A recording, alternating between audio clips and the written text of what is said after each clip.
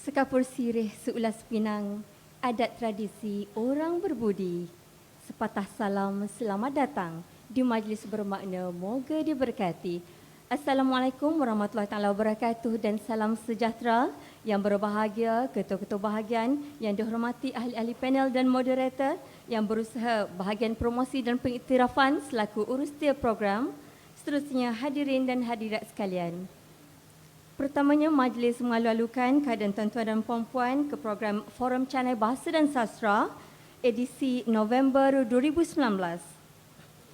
Forum Canai Bahasa dan Sastra pada kali ini bakal mengupas tentang bahasa ibunda dan bahasa kebangsaan satu dan menyatu.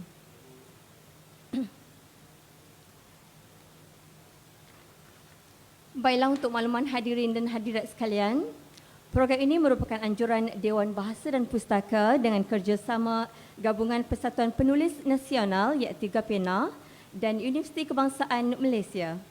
Selain itu, dimaklumkan juga bagi halayak di luar yang tidak dapat turut serta dalam ruangan forum kita pada kali ini, mereka boleh juga mengikuti Facebook Live di Facebook Dewan Bahasa dan Pustaka. Orang ramai boleh juga menekan butang suka di Facebook Dewan Bahasa dan Pustaka untuk mengikuti maklumat tentang Canai Bahasa dan Sastra dan juga untuk program-program lain yang dianjurkan oleh Dewan Bahasa dan Pustaka. Baiklah hadirin hadirat sekalian, tanpa membuang masa, saya mempersilakan ahli-ahli panel dan moderator untuk mengambil tempat. Dipersilakan panel yang pertama, Encik Ali bin Muda, Pegawai Tugas-Tugas Khas 2 kepada Menteri di Jabatan Perdana Menteri, Bahagian Ehwal Agama, Kompleks Islam Putrajaya. Dipersilakan. Seterusnya panel yang kedua, Puan Nur Amira Enli selaku pengacara televisyen Al-Hijrah. Dipersilakan. Baiklah, moderator kita pada hari ini akan diselaraskan oleh yang berbahagia Dr. Boon Jong Fook, mantan pensyarah akademik di Institut IPG Kampus Darul Aman Jitra Kedah. Dipersilakan. Baiklah hadirin dan hadirat sekalian, ingin saya serahkan majlis kepada moderator kita untuk memperkenalkan ahli-ahli panel kita dengan lebih lanjut, seterusnya memulakan acara forum kita pada pagi ini. Dipersilakan. Terima kasih saudari pengacara majlis Bahasa Jiwa Bangsa. Selamat pagi, selamat sejahtera kepada semua hadirin dan hadirat online dan juga offline. Okey, terima kasih kepada Dewan Bahasa kerana memberi peluang kepada saya untuk datang ke Menara Ilmu di sini ya. Okey, pada pagi ini kita akan membincangkan tajuk ya, bahasa ibunda dan bahasa kebangsaan satu dan menyatu. Dan bersama saya pada pagi ini ialah yang berbahagia Al-Fadhil Ustaz Ali Muda dan juga saudari Amira Enli yang sudi datang untuk kita berbincang, berkongsi info-info, maklumat-maklumat yang mungkin kita boleh memberi sedikit ilmu tambah tentang apa itu satu dan menyatu melalui bahasa ibunda dan juga bahasa kebangsaan. Sebelum saya meneruskan kepada intipati forum pada pagi ini, izinkan saya untuk memperkenalkan ahli panel yang tidak asing lagi. Di sebelah kanan ini Al-Fadhil Ustaz Ali Muda dan dijemput Ustaz untuk memberikan sepatah dua kata pengenalan diri. Dijemput Ustaz. Bismillahirrahmanirrahim. Assalamualaikum warahmatullahi wabarakatuh dan selamat pagi, selamat sejahtera. Salam sejahtera. Nama saya sebagaimana diperkenalkan Dr. Boon tadi, nama saya pendek, ringkas Ali bin Muda. Itulah nama saya. Muda nama ayah saya. Saya sebenarnya sebelum ini seorang guru selama 21 tahun Kementerian Pendidikan Malaysia, cikgu. Dan saya mengajar bahasa Arab selama 17 tahun.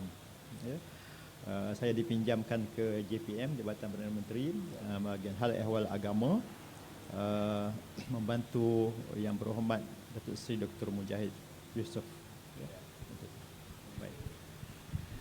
Okey, itu ringkas ya, sekarang di JPM ya, dipinjamkan. Terima kasih Ustaz. Okey ni, kalau saya nak baca CV Ustaz dengan 8 muka surat. Saya ingat pagi ini tak cukup 2 jam ni Cik Lena.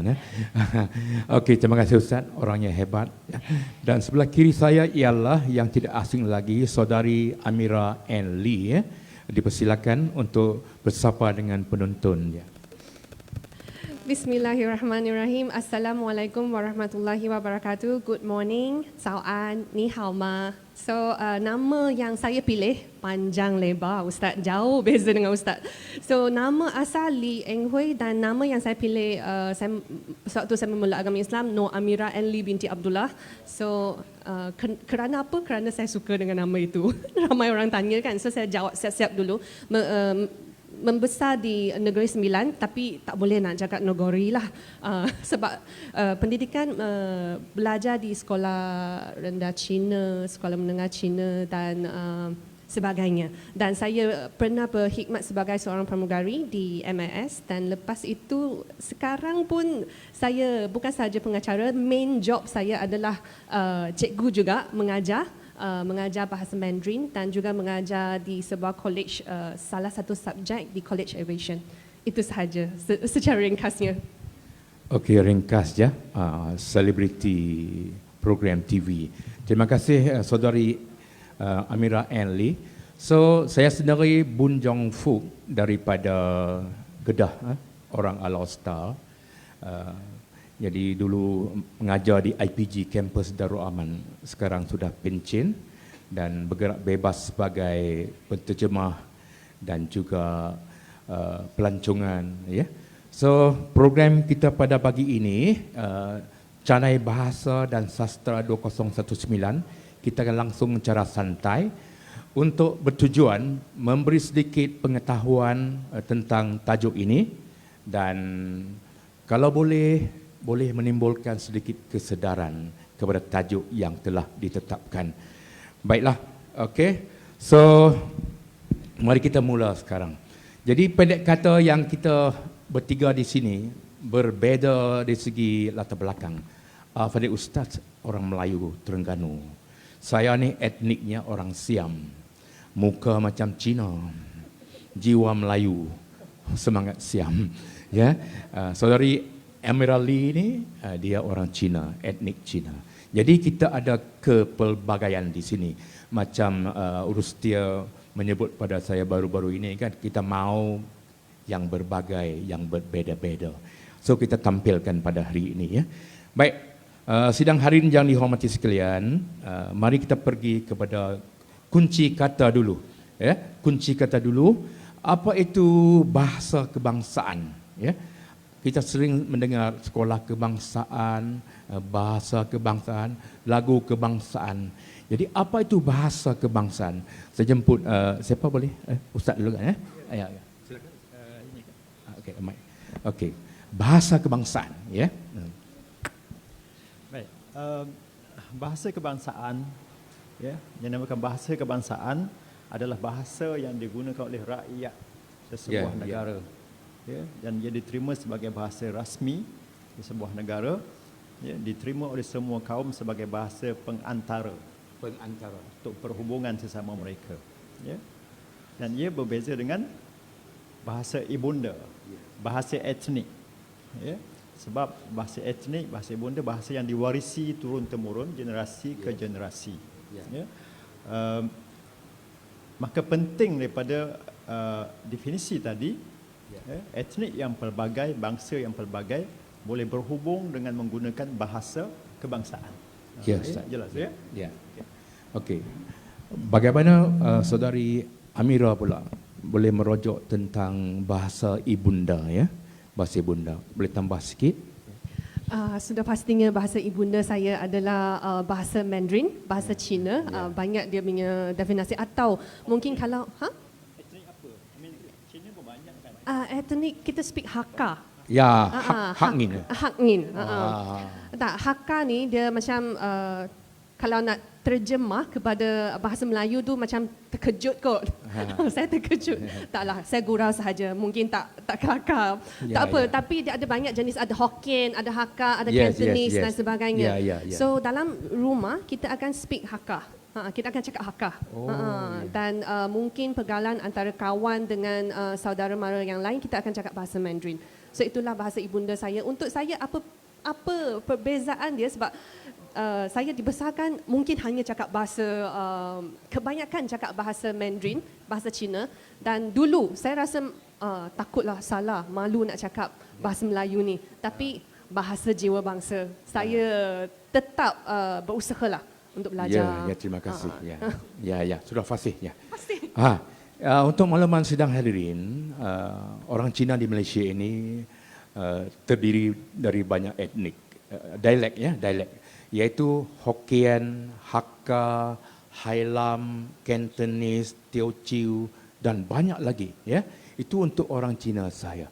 Jadi setiap dialek ini dia berbeza ya. Okey, berbeza. Itu bahasa ibunda. Jadi jati diri setiap dialek itu mengikut rumpun masing-masing, betul tak? Orang Hakka, orang Teochew dan sebagainya. Dan saya sendiri ini orang Siam. Orang Siam kan. Dulu bila pergi sekolah ni kan, nak belajar bahasa kebangsaan ni kan, satu usaha yang cakap rumit lah Al-Fali Ustaz ya. Ya satu ya. Tak faham langsung. Baru ingat sekarang ya. Berakit-rakit ke hulu, berenang-renang ke tepian. Bersakit-sakit dahulu, bersenang-senang kemudian. Itulah saya sekarang ya. Jadi bahasa ibunda dan bahasa kebangsaan. Saya nak tanya panel berdua ni, antara bahasa ibunda bahasa kebangsaan ni, ada tak dia punya halangan untuk menguasai bahasa kebangsaan itu? Sebab saya beryakin ya, jati diri setiap kaum, macam kami orang Kedah cakap Kedah kan, nak cakap bahasa standard kadang susah kan, tapi itu ada halangannya untuk membetulkan segi jiwa. Mungkin ada tak satu-satu halangan-halangan untuk mengarus perdanakan bahasa ikut bahasa kebangsaan dari bahasa ibunda ya. Baik, menjawab soalan tentang halangan atau masalah. Baik, saya cerita sikit pengalaman saya ya. Membesar di Terengganu. Ya. Cikgu sekolah pun mengajar bahasa ikut dialek Terengganu. Makang ikang. Makang ikang. Ya, bahasa English pun Yes, ada bunyi Terengganu. Yes. Saya ingat tu. Ya. Saya bersekolah di Sekolah Kebangsaan 6 tahun, kemudian sekolah menengah 3 tahun di Terengganu. Ya. Bila saya pergi ke Kolej Islam Kelang, KIK. Ya. Kawan-kawan dah cakap bahasa KL lah. KL ya. Selangor, Saya gitulah. Jadi saya merasa kesusahan yang amat sangat untuk menjaga memotong G di belakang. Yes. Di belakang. Makang ikang kan. Ya. Dia orang Terengganu, saya tak kata saya, hamba. Hamba tu hamba. Hamba ya. Sangat tertib tu. Macam zaman klasik tu kan. Yes, hamba. yes. Tuan hamba. Ya. Jadi itu kesukaran saya. Tetapi lama kelamaan walaupun permulaan kita jaga sangat supaya tak tersyasyul. Memang satu tersasul. sangat rumit Ustaz. Sangat rumit. Memang kalau kita tak ada keyakinan diri memang rumit. Kita rasa tidak ada malu diri, yes. takut nak bercakap, takut disindir oleh kawan. Takut disindir. Yes. Kawan sebelah kalau sama dengan orang Terengganu, kita cakap dengan orang negeri lain, Johor ke, sama cakap bahasa yang standard. Yes. Dia kata bau bodoh. Menyampuk dia. Bau budu dia, disindir lah. Ya. Jadi betul. Itu antara cabaran-cabaran kita ya bila kita nak menggunakan bahasa yang semua orang faham. Tapi kita mesti gunakan bahasa yang semua orang boleh faham bila kita berada bersama etnik bangsa pelbagai. Sebab itu akhlak yang mulia. Tidak boleh kita guna bahasa yang kita dengan kawan kita, orang lain ada sekali kita guna bahasa yang dia tak faham. Itu antara contoh etika yang tidak baik. Maka kita kena jaga etika, contoh yang baik. Walaupun mungkin susah di permulaannya, susah macam Dr. Bun cakap tadi lah kan. Berakit-rakit ke hulu, berenang ke tepian, sakit-sakit dahulu bersama kemudian. Susah. Lama kelamaan bila saya selepas tingkatan 4 saya masuk Kolej Islam di sana, kemudian pergi ke Mesir, kemudian bekerja di Negeri Sembilan 21 tahun saya bekerja di Negeri Sembilan. Ya, 21 tahun saya berkhidmat di Negeri Sembilan. Terakhir di sekolah Datuk Abdul Razak Sedar Seremban. Sedar. jadi susah pula untuk saya menggunakan bahasa-bahasa klasik Terengganu. Bila saya balik Terengganu, saya susah nak ingat, nak recall balik Sudah. perkataan yang klasik. Ya, tukar Dia rumpun. dengar dah. faham. Ya. Tapi sejak ada grup WhatsApp, WhatsApp, ya.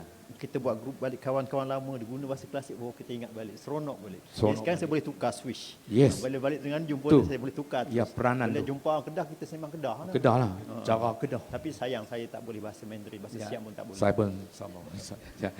Ya. Baik. Betul Ustaz, terima kasih Ustaz. Itu dia punya peranan, kerumitannya untuk mengeluarkan diri di bahasa ibunda kita. Ibunda ni tidak maksud bahasa Cina, bahasa Tamil ya. Bahasa Melayu sendiri pun ikut dia punya kawasan. Saya sendiri nak cakap Melayu yang betul ayat ni pun masa tingkatan 4. Bila saya pindah dari kampung saya ke Alostar. Bila berhubung dengan kawan-kawan lain, keterpaksaan itu membuatkan saya kena belajar bercakap Melayu. Sedangkan sekolah asal saya sampai tingkatan 3, saya bercakap Siam. Orang Melayu pun cakap Siam di Kedah. Macam Pak Majid Sri Asun tu, wayang kulit Sri Asun dulu kan, arwah kan. Gitulah orang Melayu pun. Mereka pula orang Melayu ni Ustaz, mereka rasa bangga kalau boleh cakap bahasa lain. Contoh bahasa Arab atau bahasa Melayu, Siam kan. Gitu. Saudari Amira pula apa pengalaman untuk nak keluarkan diri dari bahasa ibunda ni kan, untuk bercakap bahasa yang standard, yang orang lain boleh faham kita. So, bahasa itu adalah alat komunikasi. Yes, silakan. First, saya rasa mujur lah 2 jam sahaja kan. Biasa saya boleh kontrol lagi, saya tak tersasar. Kalau lebih daripada 2 jam tu saya akan mula tersasar lah. Ya ke?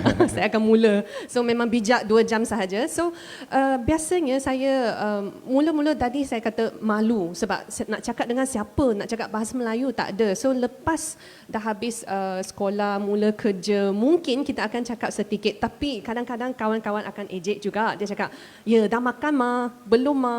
Itulah macam tu. Kebiasaan. So, kebiasaan. So saya mula-mula rasa malunya nak cakap macam mana, tapi sebab dah usia dah agak 20-an kan, rasa malu, tapi rasa lagi malu kalau kita tak belajar. So berusahalah juga, tak apa, kawan-kawan gelak, salah ke cakap.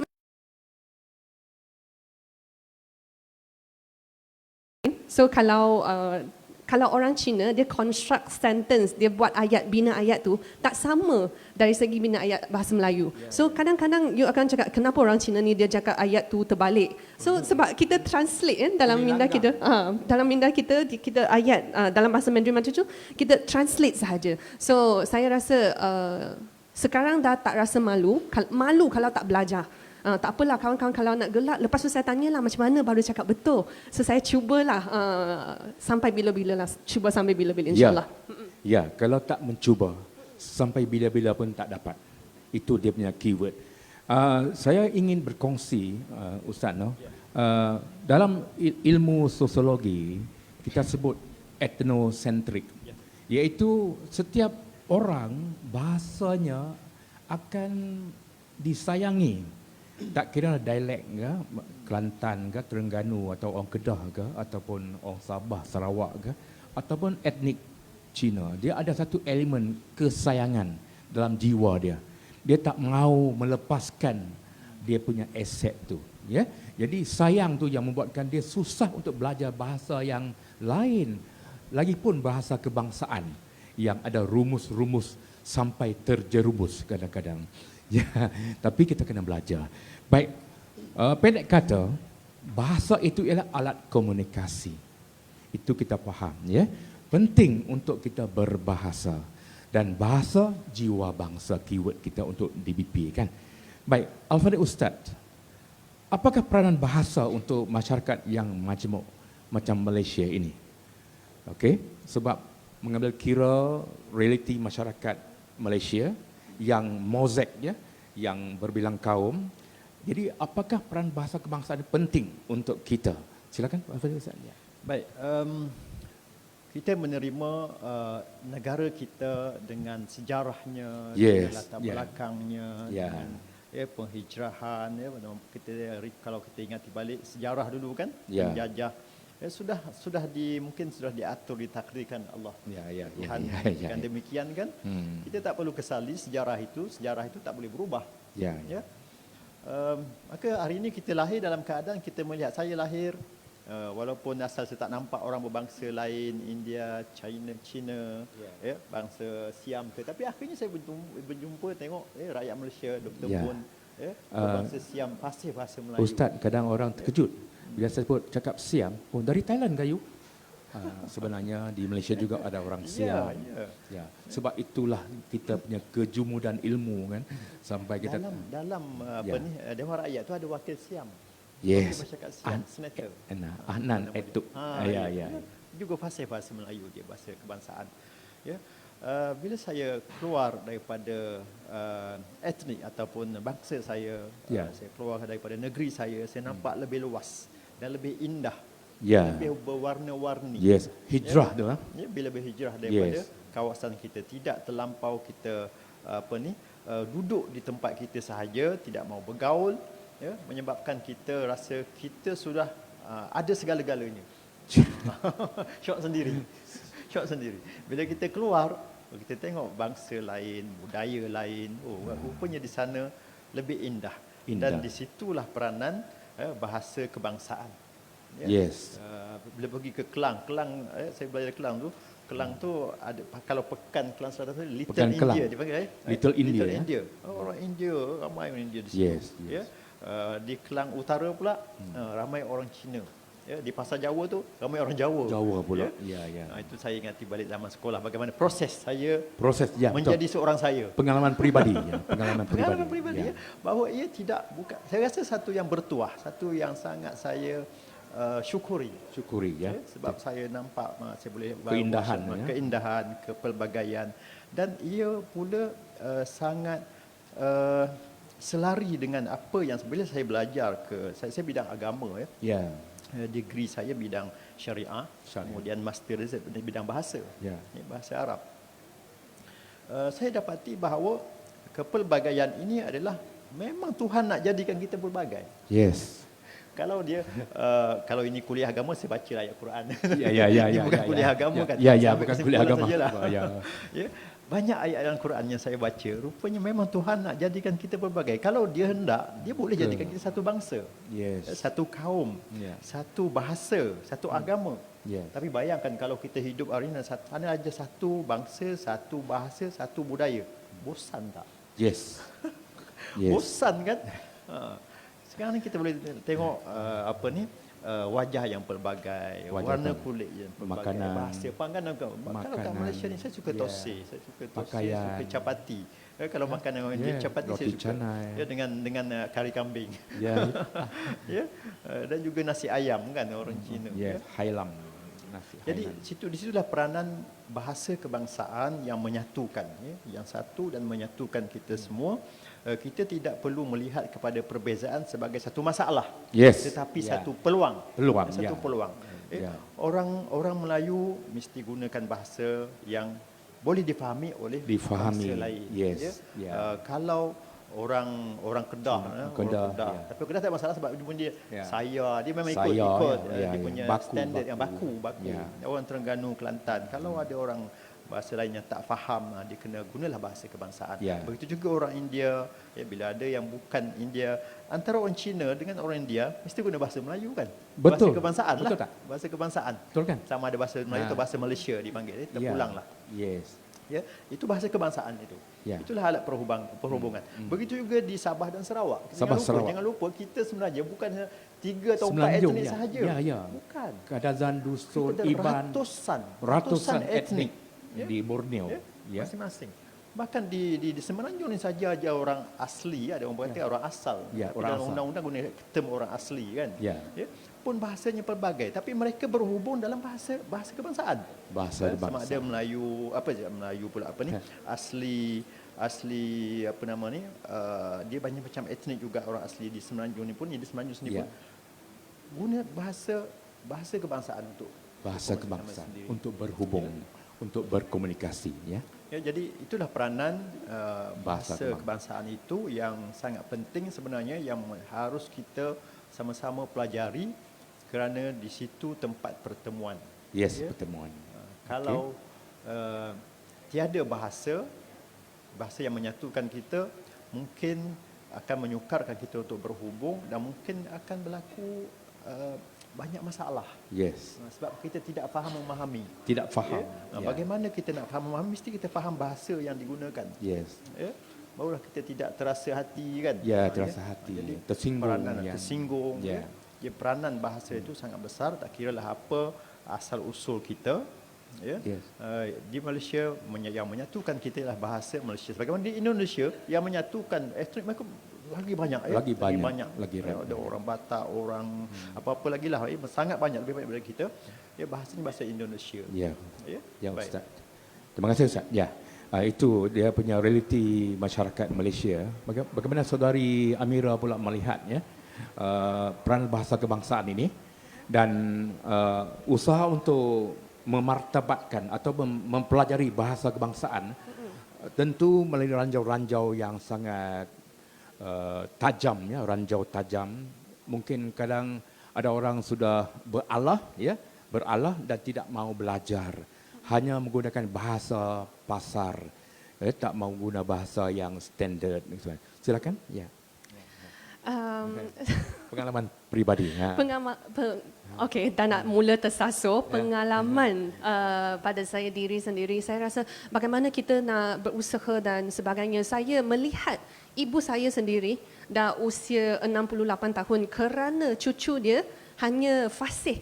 Dia boleh cakap bahasa Mandarin, Hakka pun boleh cakap sikit. Tapi cuma dia lebih selesa nak cakap bahasa Melayu sebab masa dia kecil tu dia duduk dengan nenek dan atuk dia. So bahasa Melayu dia memang fasih. Dan 2 hari lepas saya dengar macam mana dia tanya. So mak saya tanya pada anak saya macam mana nak cakap pepeluh dalam dia cakap Tuhan, dia cakap dalam bahasa Mandarin kepada anak saya dan anak saya mengajar mak saya pepeluh. Dia cakap macam tu. Lepas tu mak saya cubalah nak pronounce. Pepeluh tak boleh, tak dapat. Popolo macam tu. Mak saya gelak, anak saya pun gelak. Tapi kalau setua usia 68 tahun ni masih berusaha gigih untuk belajar bahasa Melayu, bahasa kebangsaan kita, saya rasa tak ada alasan untuk anak muda kita tidak guna bahasa kebangsaan ini. Dan malah kata saya rasa sangat bangga dan rasa ada kebebasan untuk guna bahasa ibunda. Kita tidak restricted. Mungkin kadang-kadang kalau kita dengar, kalau kita melihat Indonesia, kalau kita lihat Siam, I think the government they have a law. Semua orang kena ada nama dalam Siam, semua orang kena ada nama dalam Indonesia, bahasa Indonesia. Tapi untuk kita masih boleh tetap guna bahasa Cina, nama asal. So saya rasa ada kebebasan dan untuk saya kita patut menghargai setiap bangsa, setiap etnik boleh guna bahasa kita sebagai nama kita. So saya rasa sangat bangga untuk jadi anak Malaysia. So kalau kawan-kawan dari overseas pun, wow, boleh cakap bahasa Melayu, boleh cakap bahasa English, boleh cakap bahasa Mandarin. So saya rasa memang mungkin dulu kita masih dekat our own loop, kita tak rasa. Tapi apabila kita berjumpa dengan orang luar, semua orang rasa sangat-sangat macam mana sangat-sangat impress dengan anak Malaysia sebenarnya. Dan saya rasa sangat bangga kita boleh berbahasa Melayu walaupun tahap tu mungkin 60% macam tu. Tapi insya-Allah 60% maksudnya kita ada luang untuk kita cubaan untuk memperbaikkan. Itulah sedikit banyak. Sebenarnya kita belajar dari kesalahan, Ustaz. Sidang hadirin, kalau hendak 1000 daya, tak hendak 1000 dalih. Macam saya sendiri diperkenalkan dunia sastra oleh guru saya tingkatan 2, baca-baca novel, baca-baca buku-buku sastra kan, dan jatuh cinta dengan sastra. Dan bila saya membuat meja sastra di universiti, ada pula kawan terkejut. Engkau tahu ke bahasa Melayu? Sebab tengok muka saya kan, bolehlah sikit-sikit. Tapi saya nak kongsi dengan sidang hadirin, saya punya pedagogi keterpaksaan, Al-Fadil. Dalam bahasa ini, kita kena terpaksa. Kalau tak terpaksa, dia tak akan tak akan jadi. Macam saya sendiri, dulu masuk kerja di mahkamah. Bahasa Inggerisnya, yes, no, alright je. Bila terpaksa, kena belajar. Kalaulah saya bercakap dengan hakim, Tuan, saya tak mau terjemah dalam bahasa Inggeris. Saya mau terjemah dalam bahasa Melayu. Apa akan jadi dengan saya? Saya akan habis peluang untuk belajar. Jadi pedagogi itu ialah keterpaksaan. Sama juga dengan orang Bangla, orang Nepal yang datang kerja di Malaysia. Dia ada buku kecil begini, dalam sebulan 2 dah dapat menguasai. Sebab dalam perbualan, kalau kita ada 300 vocabulary, dah boleh buat dah karangan. Ya, okey, itu soal bahasa ibunda dan bahasa kebangsaan dan realiti masyarakat Malaysia ya. Tentang kemajemukan ya. Kita hanya ingat dahulu kita ada Melayu, Cina, India. Kalau buku bacaan dewan, saya masih ingat buku dewan bahasa dulu kan. Ali, Tong Seng, Ramasamy, Salmah pergi dusun durian. Saya masih ingat lagi ya zaman saya dulu. Sekarang macam mana buku-buku? Bukunya lain sekarang. Macam ada buku gitu. Nama-nama kanak-kanak yang pelbagai. Terpaut dalam minda saya sampai sekarang. Ya, okey. Bahasa itu ialah untuk perpaduan. Jadi kita nak kupaskan sikit fungsi bahasa untuk rakyat Malaysia sebagai alat perpaduan. Dipersilakan Al-Fadhil Ustaz ya. Baik. Sebagai sebuah negara yang multi-ethnic, multiracial, ya, juga pelbagai lagi lah. Semua berbagai bangsa, agama kita berbeza, budaya kita berbeza. Ya. Jika tiada sesuatu mekanisme untuk kita bersatu padu, kemungkinan ataupun risiko untuk berpecah sangat tinggi. Yes. Risiko untuk kita berpecah sangat tinggi sekiranya tiada di sana satu alat yang mengikat kita untuk bersatu padu. Ya. Maka agama kita berbeza, kepercayaan kita berbeza. Yes, adat berbeza. Ya, adat berbeza. Ya. Ya. Apa yang kita suka, apa yang orang lain suka pun berbeza. Berbeza. Ya. Maka di situ letaknya fungsi peranan bahasa. Yes. Ya, untuk kita sama-sama mendukung ya, sebagai rakyat Malaysia ya, yang pelbagai keturunan, pelbagai adat resam budaya, ya, itu semua tidak menjadi alasan untuk kita berpecah belah. Ya.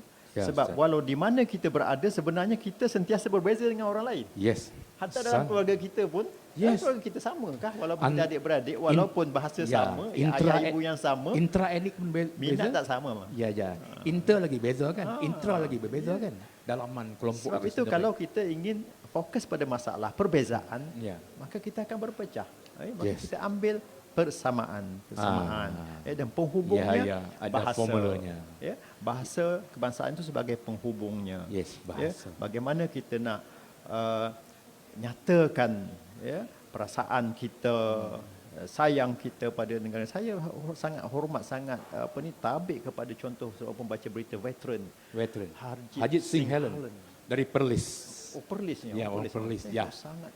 Ya. Saya ingat daripada saya kecil-kecil tengok Betul, TV, betul. masa tu Memang TV hitam putih. ikon. TV Harjit hitam Singh putih. Helen. Harjit Singh Ya, Helen. ya. Kemudian yang TV3 tu perempuan Cina, apa nama dulu? Alah, sebab saya dah lama tak tengok TV sebenarnya. Kecil-kecil tu. Pernah jumpa dekat seminar dulu. Ya. Sangat fasih bahasa kebangsaan dia. Ya, ya, sangat fasih.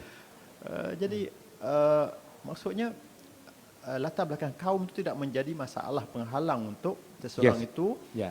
jadi master ataupun fasih Fasih. dalam bahasa kebangsaan, dan dia pula yang menjadi pendorong kepada malahan kepada penutur asal. Orang Melayu pun tak sefasih dia kan. Yes. Ya. Oi.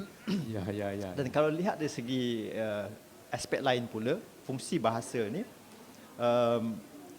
selain daripada kita nak berhubung seharian, kalau kita berjiran kan dengan orang bangsa lain, itu bahasa kebangsaan lah fungsi yang berfungsi. Apatah lagi orang yang berniaga. Peniaga, ya. Orang bisnes, peniaga. kan? Orang bisnes. Orang Ya. bisnes. Ya. Orang India sendiri mungkin jadi bisnes apa nama ni untuk marketing, pemasaran rumah, jual rumah. Ya. Sudah tentu dia mesti guna bahasa yang difahami oleh customer dia, pelanggan dia. Ya. Tidak semua mungkin boleh guna bahasa Inggeris mungkin, ya. Tapi tak semua pelanggan mesra dengan bahasa Inggeris, boleh memahami dengan baik bahasa Inggeris. Ya, Ya. ya. Jadi kalau bahasa kebangsaan, saya fikir semua orang boleh faham. Semua orang boleh faham. Ya. Jadi ada sama-sama untung di situ. Sama untung. Win-win, win-win situation. Ya. Ya. Jadi selain daripada itu, bagi saya fungsi untuk menyatukan tadi keuntungan dari segi perniagaan, dari segi hubungan kejiranan, ya, paling besar sekali dari segi yang mengikat, faktor yang mengikat kita sebagai bangsa Malaysia, sama-sama warga negara Malaysia. Ya. Jadi bahasa kebangsaan itulah yang kita nyanyikan lagu Negaraku, yang kita hafal rukun negaranya, di mana bumi dipijak, di situ langit dijunjung. Walaupun apa asal usul kita. Betul. Ya? Ya. Terima kasih Ustaz. Ya. Okey, bagaimana dengan saudari Amira pula? Bahasa sebagai alat perpaduan, ya. Bagaimana pandangan saudari? Ya. Kita ingin menuju ke tahap negara maju. Kita perlu perpaduan. Ya. Kita tidak boleh berpecah belah. Kita tak sanggup untuk berpecah belah, tapi kita harus bersatu padu. Apa pendapat? Ya. Sangat-sangat setuju. Contoh kita dekat rumah pun akan kita cakap dialek sendiri. Kita akan cakap dengan kawan-kawan kita yang bahasa yang kita boleh faham dan antara pelbagai kaum di Malaysia. Memang bahasa kebangsaan sebenarnya yang boleh membantu kita saling memahami antara satu sama lain. Mungkin tahap tu macam saya memang dah cakap dengan doktor, saya sebenarnya tak confident kadang-kadang. Rasa tak confident nak cakap bahasa Melayu sebenarnya. Lepas tu doktor cakap jangan restrict yourself. So mungkin saya pun dah ambil macam mana cabaran. Tadi pengacara pun ada introduce, saya pengacara sebenarnya kat TV Al-Hijrah, dan saya cakap bahasa Melayu, bukan cakap bahasa Cina.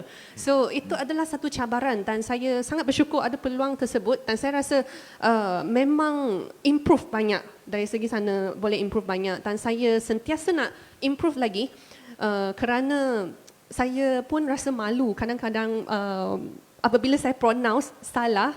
Anak saya yang tegur, salah lah mami, bukan macam tu. Dia cakap macam. So, contoh, saya bagi satu contoh yang sangat-sangat mudah. Contoh kita nak tulis date. Tulis, tarik tu, tarik apa mami?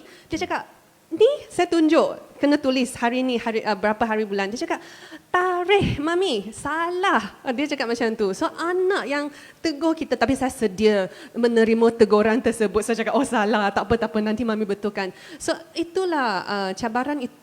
Setiap perkara yang kita nak buat, mesti ada cabaran. Tapi saya rasa itu adalah satu usaha, dan kita kena memang berusaha untuk berbahasa Melayu kebangsaan ini. Itulah. Mungkin cabaran tu sebab dari sekolah rendah saya sekolah Cina, sekolah menengah pun sekolah Cina, tapi itu bukan alasan. Tu yang takut tu, hantar anak sekolah kebangsaan. Sila. Sebab saya rasa mungkin bahasa kalau kita nak ajar, nak cakap, percakapan tu saya boleh ajar kat rumah. So saya ingin dia dapat tidak sama macam saya. So saya prefer mungkin dia boleh kuasai bahasa Melayu, dan mungkin kat rumah saya boleh ajar bahasa Mandarin. Macam tu. Okey, terima kasih. Ya. Okey, sidang hadirin, sebenarnya untuk membina negara bangsa ini bukan mudah, ya. Dan kita sudah diwar-war ataupun sudah dimatlamatkan untuk mencapai negara bertaraf maju. Jadi setiap rakyat, tak kira kaum, harus saling bantu-membantu, dan dengan perpaduan sahaja kita boleh mampu bergerak ke taraf negara maju. Dan kalaulah kita tidak sampai ke taraf itu, alangkah sedihnya kita. Dan saya faham, ya, dengan untuk menjiwai bahasa kebangsaan, Al-Fadil, dia memerlukan satu usaha yang gigih. Sebab kita sukar untuk keluar dari kepompong bahasa ibunda itu. Ya, bila bercakap harus menjiwai setiap patah perkataan yang kita cakap. Betul tak Ustaz? Ya. Kita harus menjiwai. dan harus menjiwai setiap patah perkataan, maksudnya dan sebagainya. Bukan hanya macam papan tanda aja. Dia mesti dijiwai ya. Jadi apakah isu-isu tentang bahasa kebangsaan yang boleh kita bincang di sini? Nanti sidang Hairin pun boleh berinteraksi dengan kita supaya sesi ini lebih lively ya, lebih lively. Apa isunya Ustaz? Isu bahasa kebangsaan ini. Baik, isu-isu yang berlaku di sepanjang kempen ataupun penggunaan bahasa kebangsaan ya. Sebenarnya kadang-kadang banyaklah isu, ada yang isu kecil, ada isu besar, ada yang boleh menjadi tegang ya. Tegang ya. Kita bercakap dengan jujur ya, dengan jujurlah ya. Pernah satu ketika kalau tak silap saya tahun lepas ya, tahun 2018 ya. Menteri Kewangan ketika itu yang Muhammad Linggo menggunakan bahasa ketiga untuk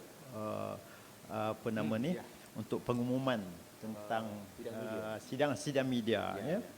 Maka ketika itu jadi ada yang tidak bersetuju, marah. Yes, responnya menggunakan juga hangat bahasa Mandarin ya.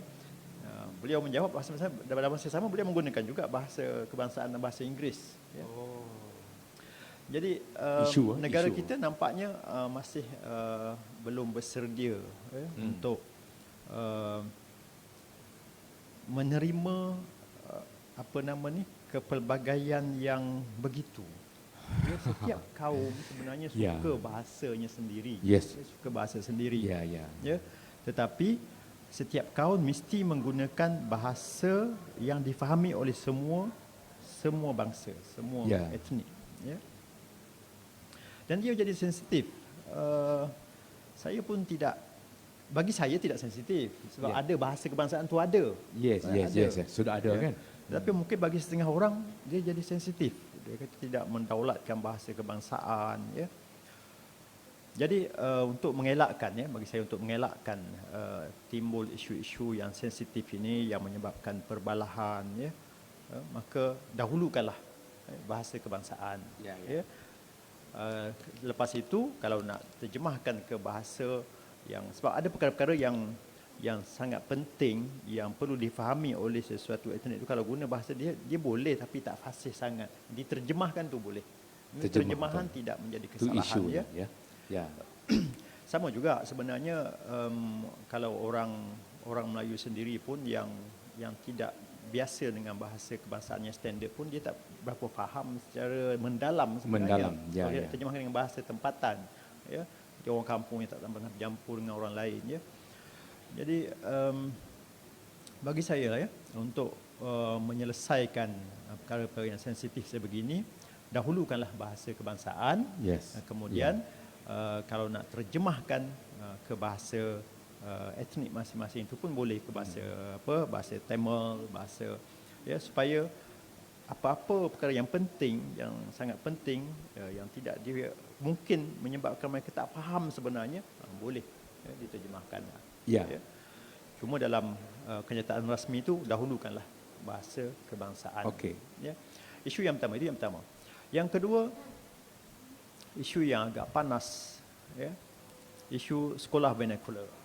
Ya, isu sekolah vernacular. Kita terpaksa cakap tentang perkara ini. Inilah masyarakat kita hadapi perkara ini. Ya. Rumah kita ya. Kalau dalam perlembagaan agama rasmi, agama Islam, agama persekutuan, agama boleh diamalkan ya, dengan bebas. Ya. Bahasa kebangsaan, ya, bahasa Malaysia, bahasa Melayu, ya, dan bahasa-bahasa lain pun boleh diamalkan dengan bebas. Sesama etnik. Perkara 3 bracket A. Ya. Kewujudan sekolah vernacular adalah bahan sejarah yang dahulu telah disepakati, diterima bersama. Ya. Pada pandangan saya secara peribadi, saya tak kata ini dasar kerajaan walaupun saya dalam kerajaan sekarang. Ya. Orang Cina contoh, mereka nak anak mereka dapat menguasai bahasa Mandarin itu betul-betul. Yes. Ya, orang India pun mereka nak anak mereka Bahasa dapat Tamil. menguasai bahasa Tamil betul-betul. Ya, Jati diri. jati diri. Yes. Sebab saya juga ramai cikgu-cikgu Cina, orang Cina pun ramai, cikgu Cina ramai. Yang hantar anak ke sekolah kebangsaan dia kata sebab kurang sangat penekanan bahasa Mandarin. Ada guru tapi kurang dalam Yes, kelas yes. saja. Bila berkawan Yeah. tu dengan dia boleh cakap tapi baca tak boleh. Dan tak kenal tulisan itu. Itu kebimbangan etnik Cina dan juga mungkin juga India. Jadi pemimpin-pemimpin kita yang terdahulu telah sepakat untuk menerima kewujudan sekolah vernakular, sekolah kebangsaan, walaupun ada kempen. Saya pun sokong kempen sekolah wawasan, kalau boleh macam tu gabungkan. Wawasan, ya. Supaya kita ada pergaulan. Dengan pergaulan itu kita berhubung, kita kenal mengenal. Ya. Tapi kalau nak secara kekerasan hapuskan sekolah ini, itu bagi saya mungkin menimbulkan Drastik lah, ya. Drastik. Drastik, Biarlah ya. kita Win-win. win-win situation. Kita di atas muafakat ataupun perbincangan keputusan bersama, restu merestui, Ya, reda ya, merestui. ya. Nanti mungkin ada orang Cina kata bagaimana dengan sekolah tahfiz, tutup macam mana, Yes, tak boleh. yes. Jadi nanti jadi Yes, ketegangan, yes, yes. ketegangan. Tegang. Jadi apa-apa kita bincang dengan baik. Ya, bincang dengan Kalau nak katakan kewujudan sekolah ini menyebabkan sekarang ni kurang perpaduan, cuba tengok sejarah balik. ya, Sekolah vernacular wujud sejak bila? sebelum perang lagi lah. Zaman sebelum Inggeris. merdeka, ya. Sebelum merdeka. Inggeris. Tapi ingat tak? Kita pasukan bola sepak negara kita ada Santok Singh, ada So Chin An. So Chin An, Arumugam. Arumugam. Ya. Pasukan muzik kita ada Alley Cats. Elikat. Ya. Ya. Kita ada Francisca juga Peter. Francisca Peter. Ya. Kita ada juga Royston, kumpulan pelangi Ali and Jongo. Ya. Tahu tak? Tahu. Pelangi, Tak ya. tahu. Ya. Ya, orang-orang Ya, baru betul. tak tahu. Kita Kenny tahu kan. Remy Martin. Kenny Remy Martin. Yes. Ku petik bintang-bintang. Bintang. Yes, top lagu. Ya. Ya, apakah kalau katakan sekolah ini menyebabkan perpecahan, Yes. dah tentu tak Betul. wujud. Ikon-ikon hiburan ya. Ikon hiburan. Diterima. Mereka bersatu di atas bahasa kebangsaan, menghibur, sama-sama menghibur. Siapa tak kenal Alley Cats? Yes. Semua terima Apa nama dia tahu Alley Cats? Elikat. Tahu. Tapi Jongo tahu. Tak tahu juga. Jongo. Saya tahu Jongo. Enrico. tahu tak? Biar ku menjadi lilin. Biar ku menjadi Ya, Ali and Jongo macam ni, ya, kumpulan pelangi. Ya, maksudnya mereka boleh bersatu padu walaupun ketika itu dah wujud pun sekolah vernacular kan? Ya, ya. Sudah Ya. wujud. Jadi Wujud. sebenarnya pada pandangan saya, ya, sebenarnya yang mewujudkan ketegangan ni adalah ahli-ahli politik yang terdesak. Minta maaf cakap, ya. Ahli politik yang terdesak. Ya, Ya. Sepatutnya rakyat tidak dimangsakan, tidak dibabitkan untuk bergaduh. Betul. Ya, nak dapat sokongan tak apalah, Siapa tapi suka jangan perang. jangan menghina bahasa lain, bangsa lain. Tak perlu Jangan. pun, tak perlu. Sebab saya bimbang, sangat bimbang, ya. Sekiranya keadaan ini dibiarkan, ya, maka suhu tu semakin temperature semakin Suhu, ya. panas. Ya, makin panas. Maka kita lihat bergesil sikit kat jalan raya boleh bergaduh sampai Yes, langgar mati. Viral. Apa ini? Ya. Sebab apa? Sebab keadaan tu suhu Keadaan. temperature dah panas. Media sosial. Penuh pula orang Cina, Melayu, Yes, India. yes, yes. Sepatutnya tak begitu pun, biasa saja Biasa, berlaku ya. kemalangan di jalan. Ya. Di mana-mana saja boleh berlaku kemalangan, ya. Tapi kerana suhu tu yang dah Berpadu. dipanaskan lagi, Dipanaskan lagi. menyebabkan maka Suhu bahaya berkam- bagi negara kita keadaan Ya, macam bahaya, ni. bahaya. Ya, tak boleh, jangan kita biarkan. Kita yang majoriti yang sukakan ketenangan, keamanan, perpaduan ini, jangan kita biarkan segelintir golongan yang terdesak nak mendapat Terdesak. sokongan ini Instant untuk support. melaga-lagakan kita. Yes, yes. Tak malu kita. modal. Doktor pun mesti ada jiran Melayu kan. Kalau bergaduh Kawan dengan orang rafiq Melayu. pun Melayu. Kawan-kawan Melayu. Saya pun ada kawan-kawan Cina. Ya. ya. Saya sekolah mengajar pun cikgu Cina ada. Ya. Ada kawan-kawan India. Ya. Jadi kita tak mau bergaduh. Ya. Jadi Betul. biarlah isu-isu ini kita handle, kita uruskan dengan baik. Masalah tetap Isunya. berlaku dalam keluarga pun ada masalah, pergaduhan juga dalam keluarga kan. Kita manage, uruslah dengan baik.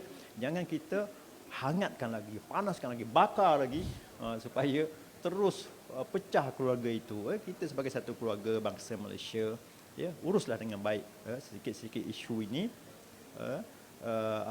Dipanggil tasam tolerance. Ya, tolerance. Tolerance. Ya. Baik, itu saja. Okay, terima kasih Ustaz. Ya.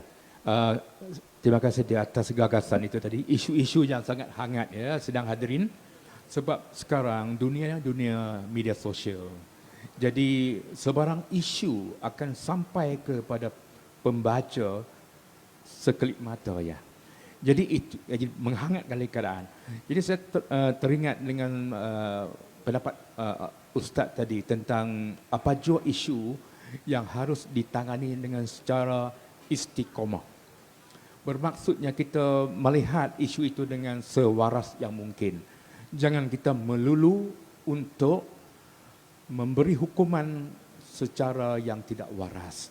Mungkin pendapat saudari Amira tentang isu ini, isu bahasa kebangsaan yang disebut oleh Ustaz tadi tentang isu media statement oleh menteri dan juga sekolah vernacular. Okey, mungkin Amira ada pendapat tentang sekolah vernacular. Okay, so mungkin saya memang sebenarnya saya nak respon tentang sekolah vernacular ini. So saya rasa mungkin dia punya source adalah from we are young. So saya nak guna ini pepatah ke apa, kata orang Terengganu tak kena maka tak cinta. Betul. Tak kena maka tak cinta. So mungkin dari kalau kita sekolah di vernacular atau kalau sekolah Tamil dan sebagainya, saya rasa mungkin hampir 95%, saya tidak keterlaluan, 95% kita akan berkomunikasi dalam bahasa Mandarin atau di sekolah Tamil, kita akan komunikasi dalam bahasa tersebut. Betul tak? Betul tak? So, mungkin dari kecil, kita tidak ekspokan anak-anak kecil dan muda ini kepada bahasa kebangsaan, kepada, that's why dia tak kena maka tak cinta. So, macam mana kita nak selesaikan dia punya root of the problem adalah kita kena mengadakan program yang secara program yang paksa, mungkin sedikit daripada doktor, kena compulsory, wajib. So mungkin sekarang ada banyak contoh, tadi Ustaz ada cakap kita ada sekolah tahfiz, kita ada sekolah private school, kita ada homeschooling, banyak lagi. So mungkin nak sebut kita ada sekolah semi government dan sebagainya. So mungkin itu adalah satu kebebasan, tapi mungkin adalah sedikit, nak sebut juga sedikit adalah dia punya terlalu bebas. Mungkin kita tak ada mengamalkan sesuatu. Mungkin international school dia tak ada pula syllabus yang untuk kita belajar bahasa kebangsaan, mencintai, bukan belajar bahasa kebangsaan saja, belajar mencintai bahasa kebangsaan ini. So saya rasa masalah adalah daripada root, daripada kecil. So kalau 95% of the time kita hanya cakap bahasa Cina, macam mana kita nak kena bahasa kebangsaan? Bukan nak kata apa, kalau tak tua-tua ni boleh juga belajar, tapi slow lah kan. Saya mengambil masa, saya memeluk agama Islam 10 tahun sebelum ni. So saya mengambil masa untuk membaca Iqra selama 10 tahun. Baru boleh baca Iqra. So itu tidak bermaksud setiap orang ada dia punya tahap lain. Mungkin anak murid kita, anak-anak kita pun sama. So give them, bagi masa dan yang sebaiknya daripada kecil. So saya rasa perlu ada program yang diwajibkan oleh kerajaan untuk memupuk. Kalau contoh program mungkin hari Rabu kita kena cakap bahasa Melayu saja di sekolah vernacular, sampai pukul 12 kena cakap bahasa Melayu. Macam tu. Mungkin kecuali mungkin cikgu yang nak conduct dalam kelas tu bolehlah cakap dalam bahasa Cina atau Tamil, tapi yang selainnya conversation tu patut diadakan di bahasa kebangsaan. Saya rasa untuk selesaikan masalah kemudian ni, daripada kecil kita kena betulkan root dia. Okey, saudari sudah menjawab soalan yang berikutnya. Jadi pedagogi keterpaksaan itu ya. Jadi kita melihat dalam usaha kita untuk memartabatkan bahasa kebangsaan, kita juga ada agensi-agensi kerajaan, ya, Ustaz, sekolah-sekolah, swasta apa semua. Apakah peranan mereka untuk memartabatkan bahasa kebangsaan ini? Mungkin kita boleh meningkatkan lagi, sebab kita sering mendengar sekolah-sekolah ini terikat dengan budaya peperiksaan. Apapun periksa aja. Boleh Ustaz berkongsi sikit tentang peranan sekolah, agensi kerajaan atau swasta ke arah memartabatkan bahasa kebangsaan. Silakan Ustaz. Baik. Sebenarnya apa yang kita lakukan hari ini menunjukkan bahawa agensi ini, Dewan Bahasa dan Pustaka ini sedang memainkan peranan yang baik. Yes. Dia menghimpunkan kita yang pelbagai bangsa kita yang menyatukan kita menggunakan bahasa kebangsaan. Ini satu contoh yang memang dari dahulu saya dapati bahawa Dewan Bahasa dan Pustaka sangat berperanan, berfungsi, mengaktifkan program-program yang boleh mengukuhkan lagi bahasa kebangsaan, tapi tidak cukup kalau di BP sahaja. Yes, tentu tak cukup. Tak cukup.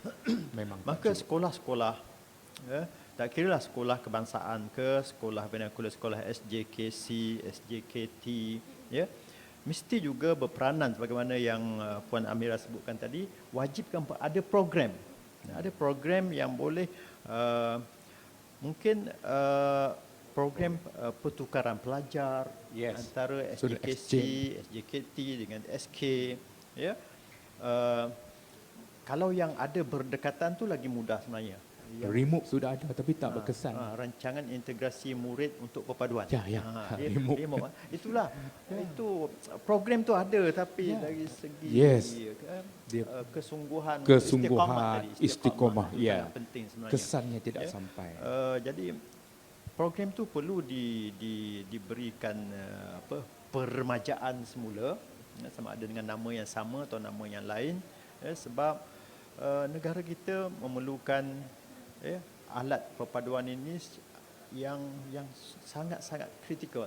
Kalau sangat kita tak jaga perkara ini, bahasa ni ibarat benteng terakhir perpaduan kita kan. Benteng terakhir. Kalau agama memang kita berbeza, tak bolehlah nak samakan agama tu rumah ibadat masing-masing. Cara ibadat masing tak bolehlah. Tapi bahasa ni benteng terakhir yang mengikat, yang menyatukan kita, yang tidak melepaskan kita bertempiaran.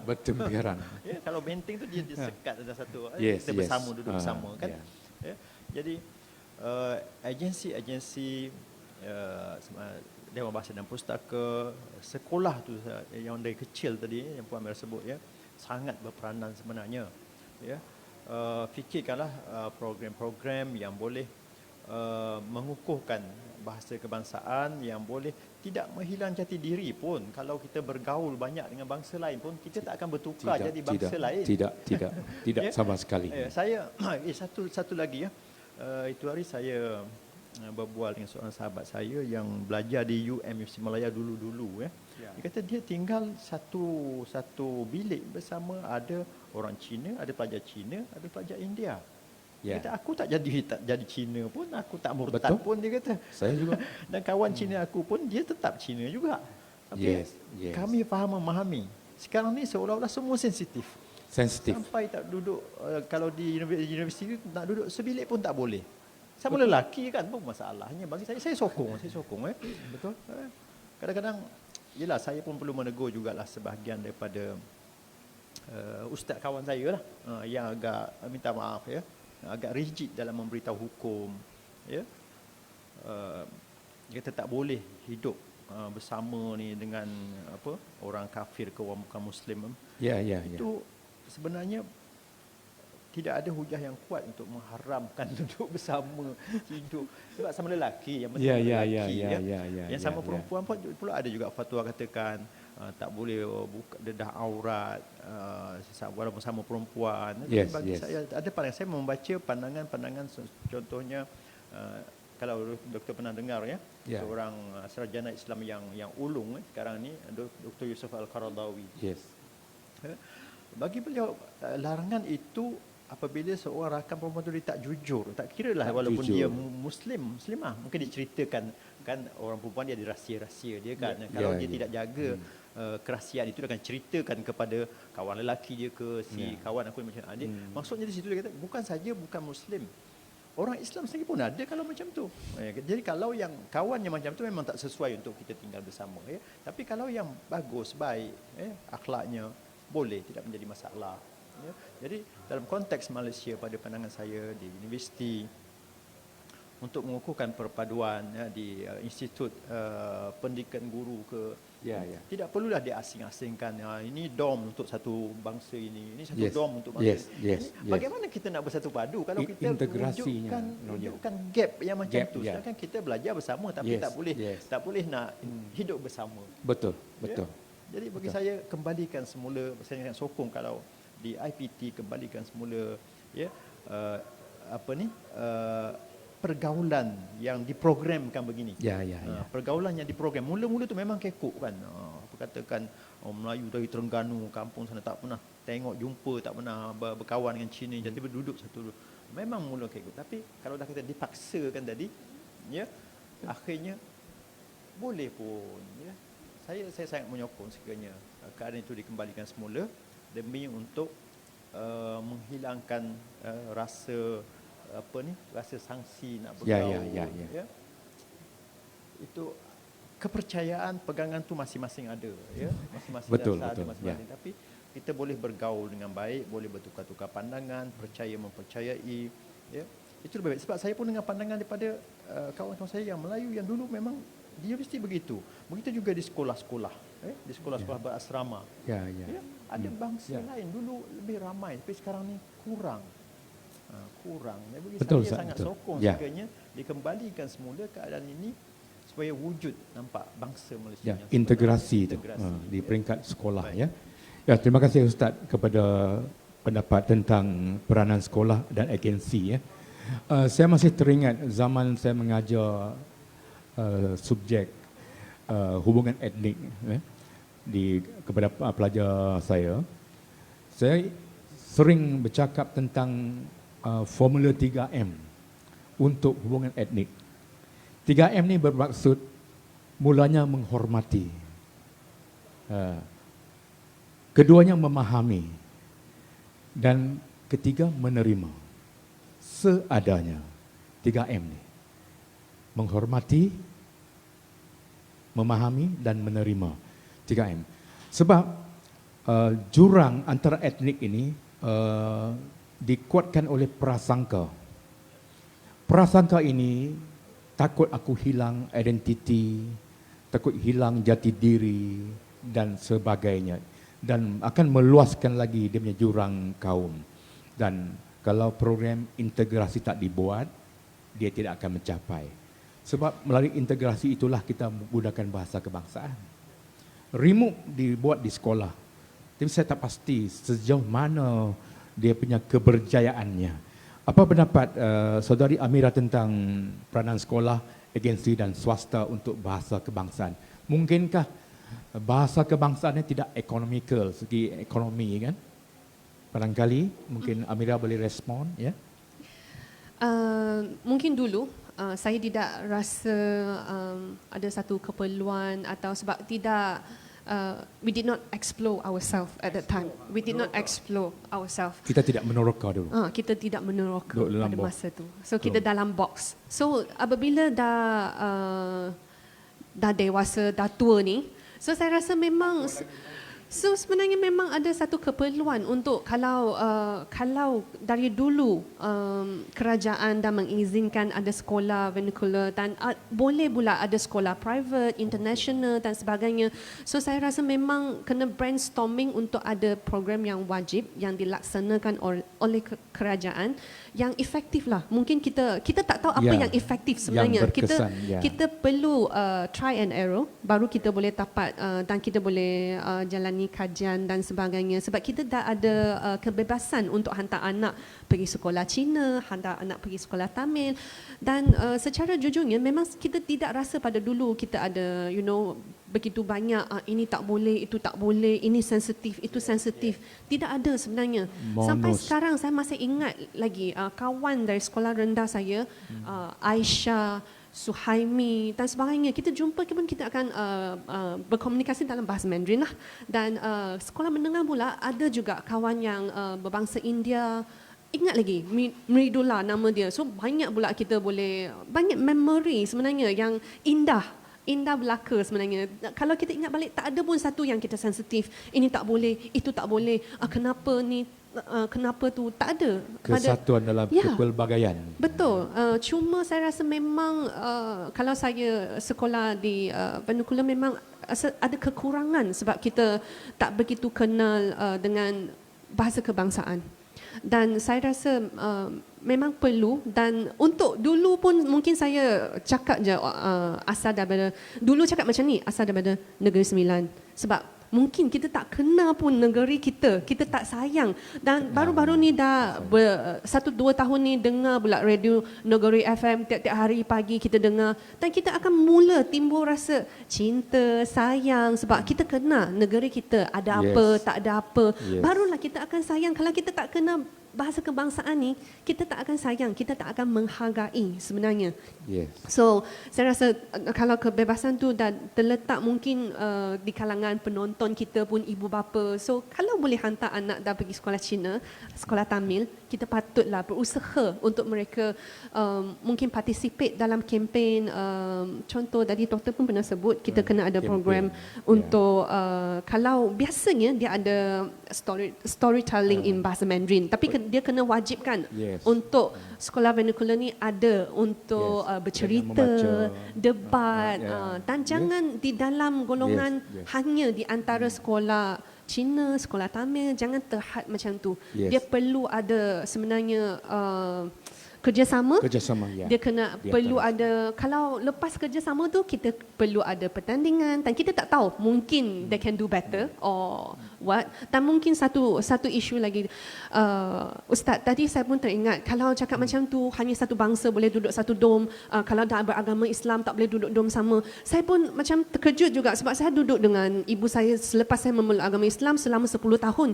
So macam mana dan sebagainya, saya Chinese tapi saya Islam. So saya rasa benda tu sebenarnya agak, saya rasa di mana saya. So saya macam confused sekejap. So Yes. sebenarnya kita boleh je diberi pilihan sebenarnya untuk siapa yang kita selesa nak bergaul, boleh duduk sama. Yes. Tak sama mungkin dia baik di luar.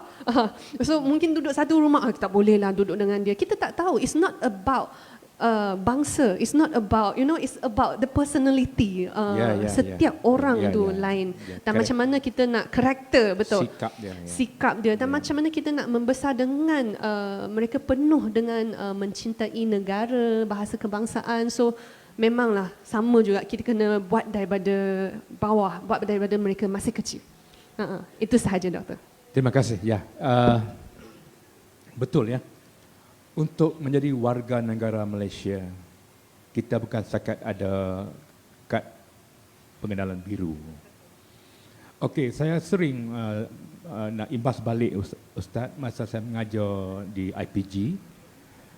Negaraku saya, pelajar saya suruh nyanyi lagu negaraku. Sekarang negaraku semua -1.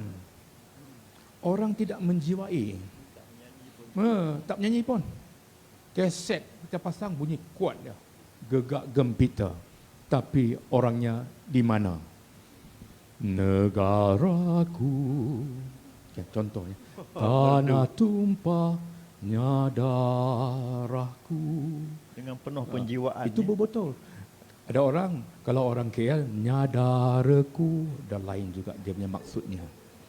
Jadi, sidang hadirin, penjiwaan warga negara itu bermula dari negaraku. Saya beritahu pelajar saya, kalau awak nyanyi perfect macam saya, A+ saya bagi untuk grade music. Jadi itu penjiwaan. Sebab you mesti merasakan bangga bila you menyanyikan lagu negaraku. Ingat negara jiran di sebelah utara, Ustaz. Mari kita menghormati lagu kebangsaan negara kita yang tidak pernah dijajah oleh kuasa lain. Rasa macam mana? Kita ialah negara yang tak pernah dijajah. Thailand. So kita di sini, kita kurang untuk menekankan maksud negaraku itu kepada warga negara. Jadi sebagai satu rutin. Assembly, perhimpunan, kita nyanyi. Tapi makna sebagai negara merdeka itu tidak dimasukkan. Tidak dididik kepada kanak-kanak. Jadi saudara-saudari sedang hadirin dan ahli panel yang dimuliakan, saya ingin Ustaz nak tambah sikit, tambah silakan. Tambah sikit tentang nanti lagu negaraku, soalan berikut. Ya. Tambah Ya, tentang lagu silakan. negaraku. Memang saya sangat bersetuju dengan Dr. Bun tentang kurangnya sekarang ini generasi muda menjiwai lagu negaraku. Sebab antaranya faktor mungkinlah adanya -1 tu kan ditayangkan di slide-nya. Jadi yang macam tu saja. Dan paling menyedihkan saya, sebab saya dulu dilatih di sekolah rendah dari darjah 1 kan. Guru-guru pastikan pelajar-pelajar mesti berdiri tegak. Yes. Tak boleh bersembang-sembang dengan kawan sebelah. Betul. Tapi sekarang saya lihat anak-anak murid sekolah sekarang, mereka boleh cucuk-cucuk kawan lagi Betul, sambil betul. lagu Saya negara. lihat Itu pentingnya guru. Itu bagi saya guru. Yes. Guru disiplin, kena tanamkan rasa bangga, rasa nak menghayati lagu negaraku, tanah tumpahnya darahku. Sama ada kita bangsa Melayu ke, bangsa Cina ke, India ke, inilah tanah tumpahnya darah ibu melahirkan kita di sini. Kita bukan pendatang, tak ada siapa pun pendatang. Kita rakyat Malaysia ni. Rakyat Malaysia. Memang itu cerita nenek moyang lain lah. Tak payah ungkit cerita nenek moyang. Buat apa perkara yang tak boleh diubah. Untuk apa kita bertelingkah, bersengketa kerana nenek moyang. Betul. Sekarang kita dilahirkan memang tumpah darah ibu kita di sini. Maksud tumpah darah itu, ibu kita tumpah darah melahirkan kita di sini. Yes. Jadi kenapa kita tak mahu ambil Sangat serius sentimental dengan lagu ini? Tanah tumpah darah. Jadi saya di sekolah pun kesal juga sebab saya melihat anak-anak murid saya pun kadang ada yang dia tak menyanyikan pun. Dia boleh sembang-sembang dengan kawan sebelah, dia boleh dia baca buku dia lagi.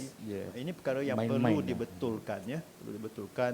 Guru-guru berperanan memastikan ini disiplin penghayatan lagu negara, hormat pada lagu negara, sama-sama nyanyi. Kalau boleh sekali-sekala jangan pasang jangan -1 tu, jangan nyanyi sendiri. Dengar live. Dengar live. Tengok macam mana bunyinya. Tak keluar. Saya pernah dulu saya didenda oleh guru bila nyanyi tak ada kaset tu. Masa sekolah tu kaset. Tak sama pun. Sini dah habis, sana belum habis. Ulang balik. Ulang sampai 2-3 kali. Cikgu. Lagi tak lepas, ulang.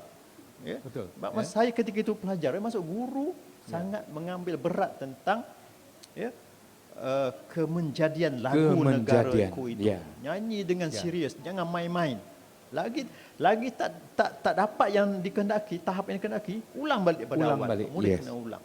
Jadi perhimpunan tu lama lah berdiri kan. Kalau tak serius kena lama. Bagi denda juga. Jadi hari ini pun saya harap guru-guru bila perhimpunan kan guru dia ada di sekeliling pelajar tu, pastikan jangan ada pelajar tak ke pelajar bangsa apa yang main-main. Betul. Lagu negaraku ini. Baik, itu saja doktor. Betul Ustaz. Kita melihat sekolah sudah jadi rutin. 7.45 kita bunyi loceng masuk kelas dan 1:30 kita balik. Untuk makluman saya sebelum jadi YB yang besar ni, saya terlibat dengan program sekolah transformasi, iaitu satu program untuk membantu sekolah untuk membina atau mengeluarkan murid dengan satu tagline pembelajaran bermakna, Ustaz. Iaitu murid ni ada kemenjadian selepas keluar dari sekolah. Sebab kita tak mau datang ke sekolah macam rutin. In out, masuk keluar dan tidak ada makna. Jadi saya melihat transformasi yang digagaskan oleh KPM, Kementerian Pendidikan itu ada baiknya kalau dihayati dan dipraktik ke seluruh negara, Ustaz. Dan kita harap program itu akan menjadi sebab kita akan menyoal apa yang kita ajar pada murid-murid, adakah berkesan atau tidak? Adakah hanya dengan sijil SPM yang 20A itu cukup untuk menjadi seorang rakyat Malaysia? Cukup jadi untuk manusia yang berguna kepada masyarakat dan juga sekolah. Jadi dari program TS25 ini kita harap dia akan mengeluarkan warga-warga Malaysia pada masa depan yang lebih berkualiti. Sebab kita tidak hanya menghafal sukatan pelajaran dan dibuatkan latihan dan diperiksa dan dapat markah tinggi atau rendah, ya Ustaz. kemenjadian itu penting. Dan transformasi ini pada saya Ustaz, bukan setakat di sekolah. Malah seluruh agensi Malaysia pun kena transformasi. Dan Ustaz pernah dengar kan TS25 kan? Ya, TS25 untuk kemenjadian. Baiklah sidang hadirin yang dihormati sekalian, kita sudah sampai ke penghujung dan daripada kupasan kita tadi dari awal definisi, daripada isu-isu apa itu bahasa ibunda, bahasa kebangsaan, dan kepada tajuk ini saya ingin tanya apakah cadangan dan harapan tentang isu bahasa ibunda dan bahasa kebangsaan satu dan menyatu ini. Apakah harapan dan juga cadangan? Siapa nak mula dulu?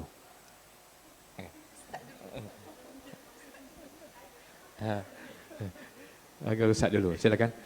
Nanti kita buka untuk sidang hadirin, ya. Baik, Harapan ya.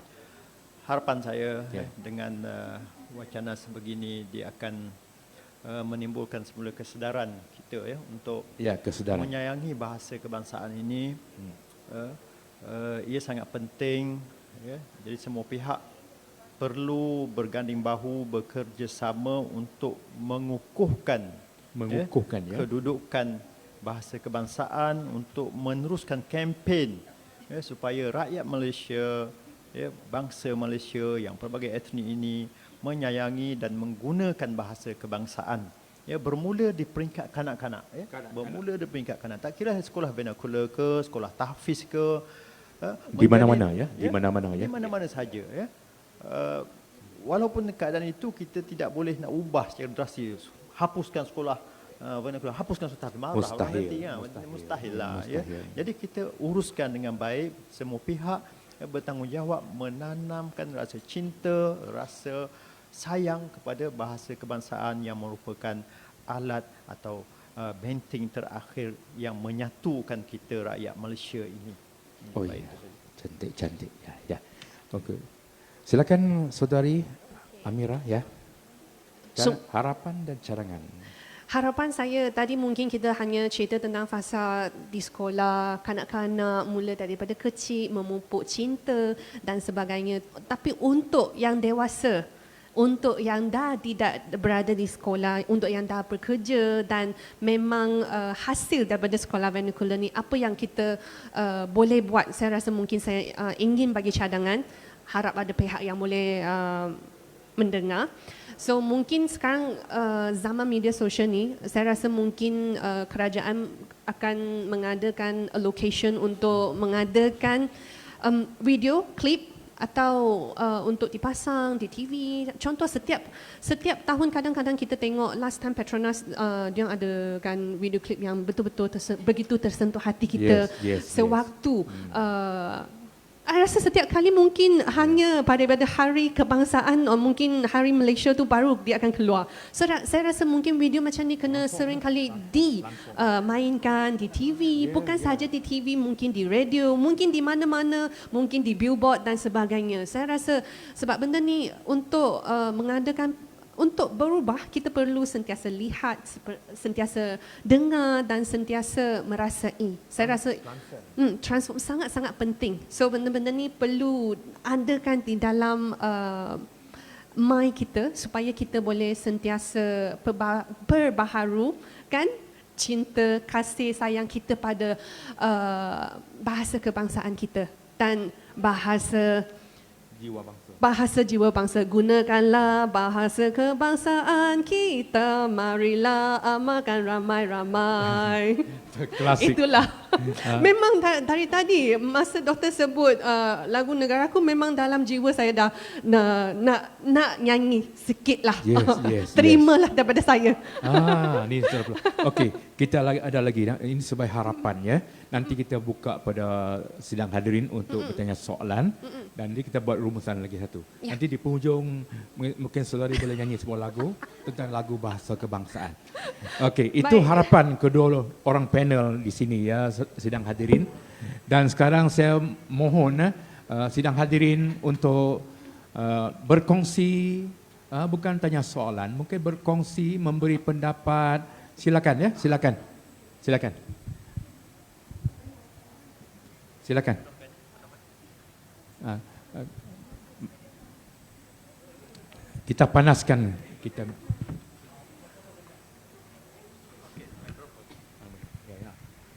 Silakan. Beritahu nama dulu bahagian mana? Ya. Assalamualaikum, selamat pagi.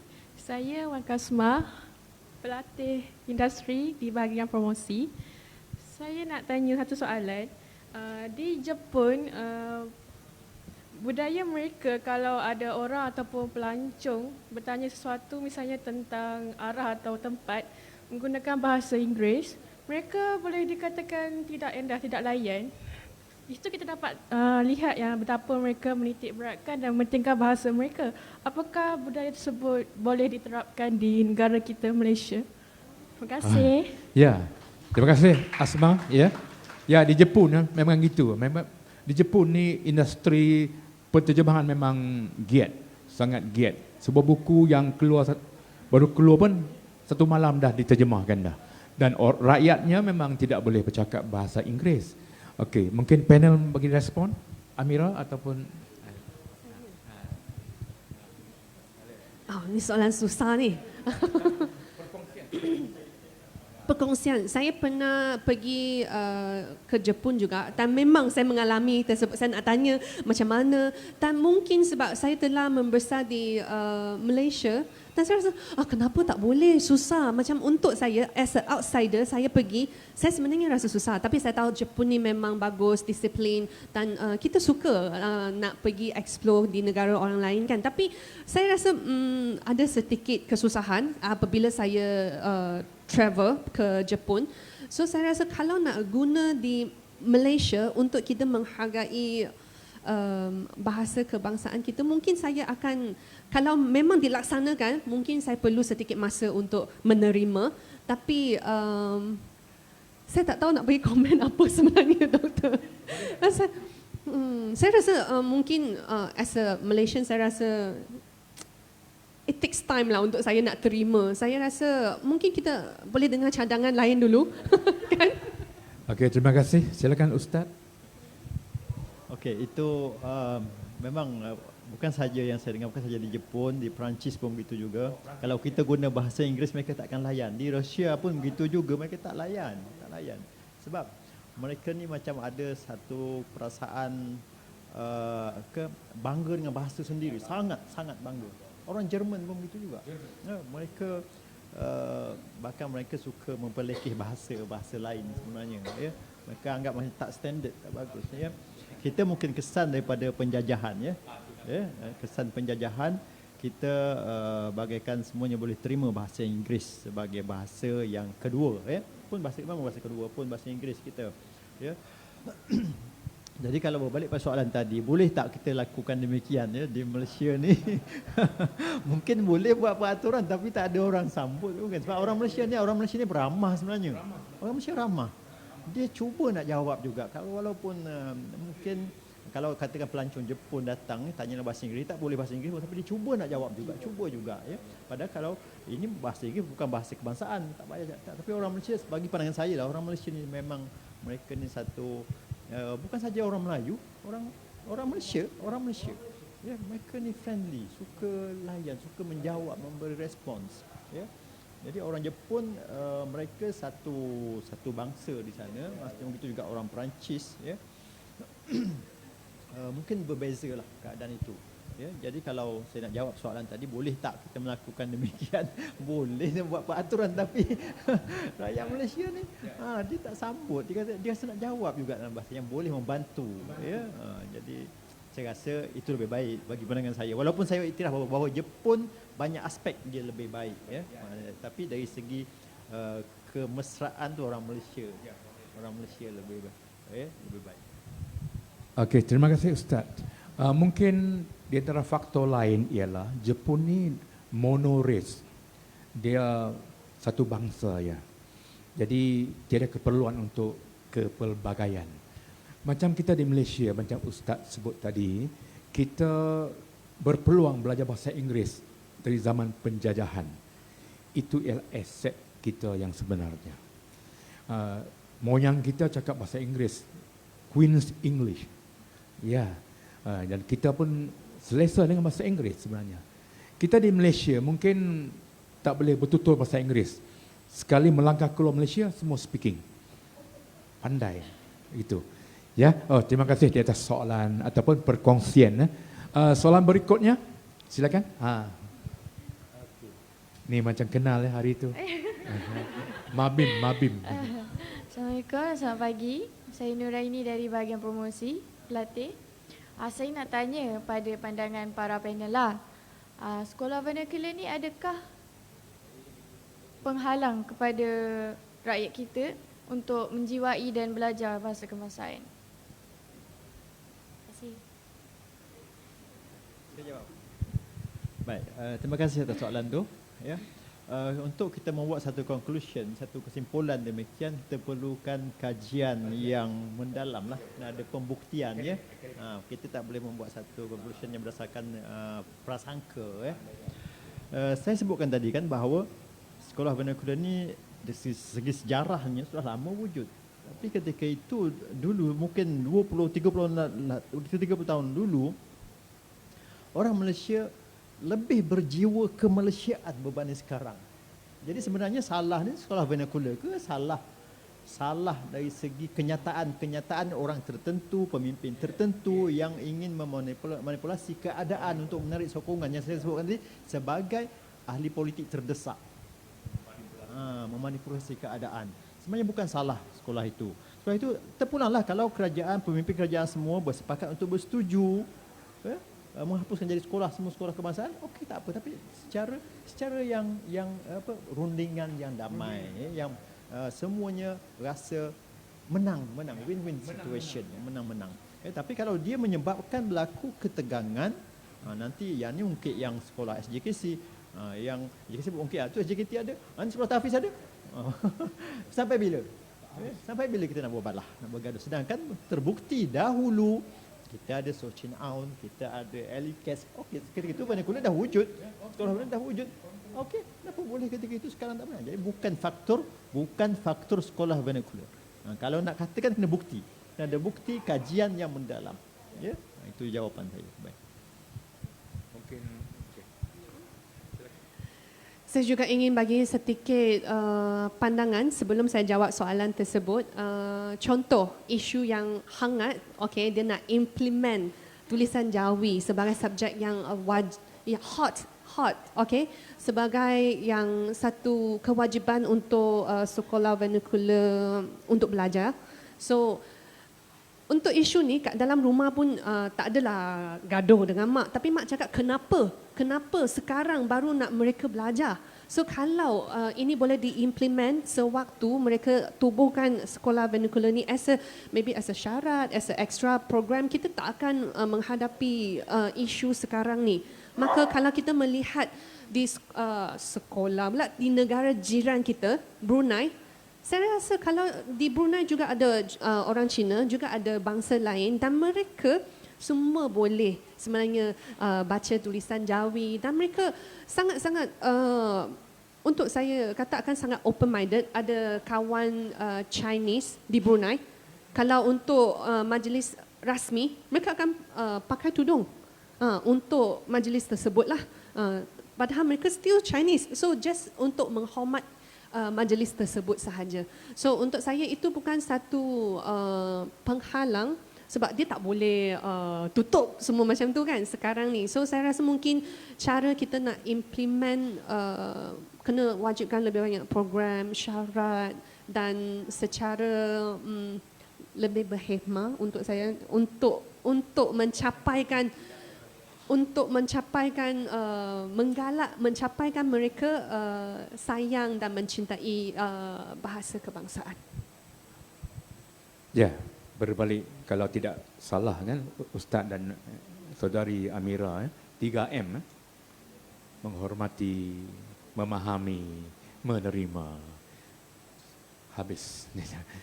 Okey, itu soalan yang kedua dari bahagian promosi. Lagi satu soalan akhirnya, silakan. Okey, kita beri 3 soalan ya. Kalau ada lagi yang keempat, kita simpan untuk menjawab pribadi ya. Dia datang sesi kedua.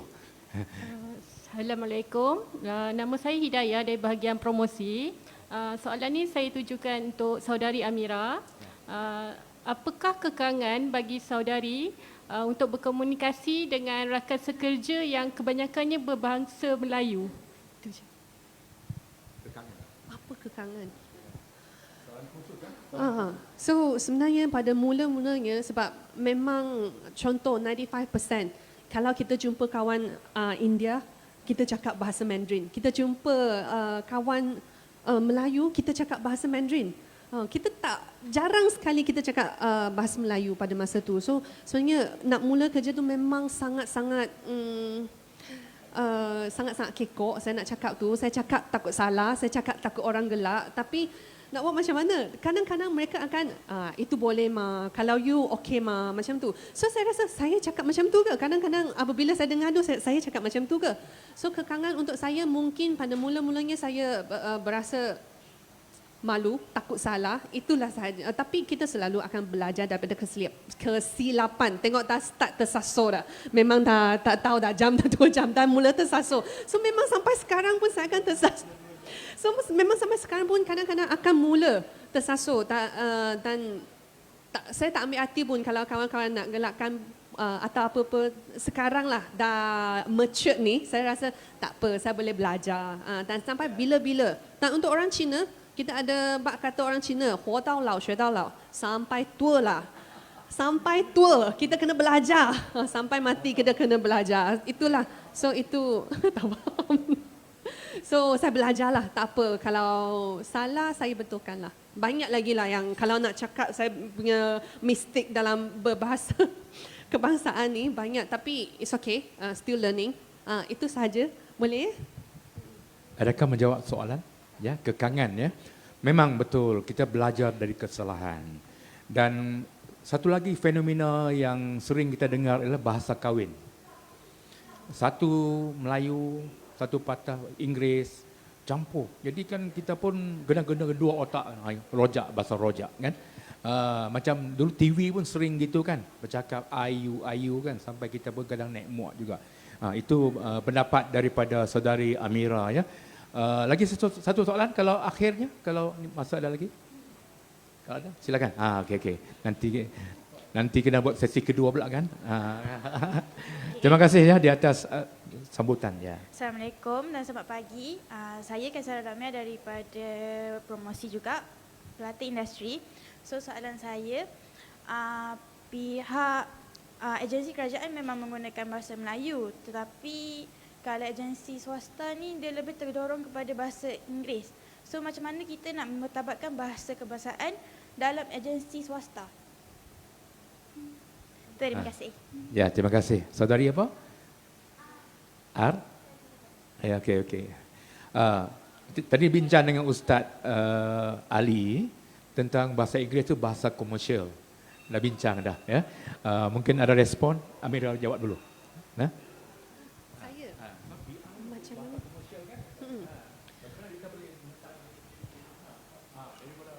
Ya, sebenarnya banyak yang saya akan berkomunikasi bahasa English dan saya lebih selesa berkomunikasi dalam bahasa English sebab kesilapan yang saya buat tu kurang sikit daripada bahasa Melayu, bahasa kebangsaan dia. So saya selesa berbahasa English pada masa tu dan pada masa tu saya tak terfikir, mungkin sebab tak ada kesedaran untuk guna dan sebagainya. Macam mana kita boleh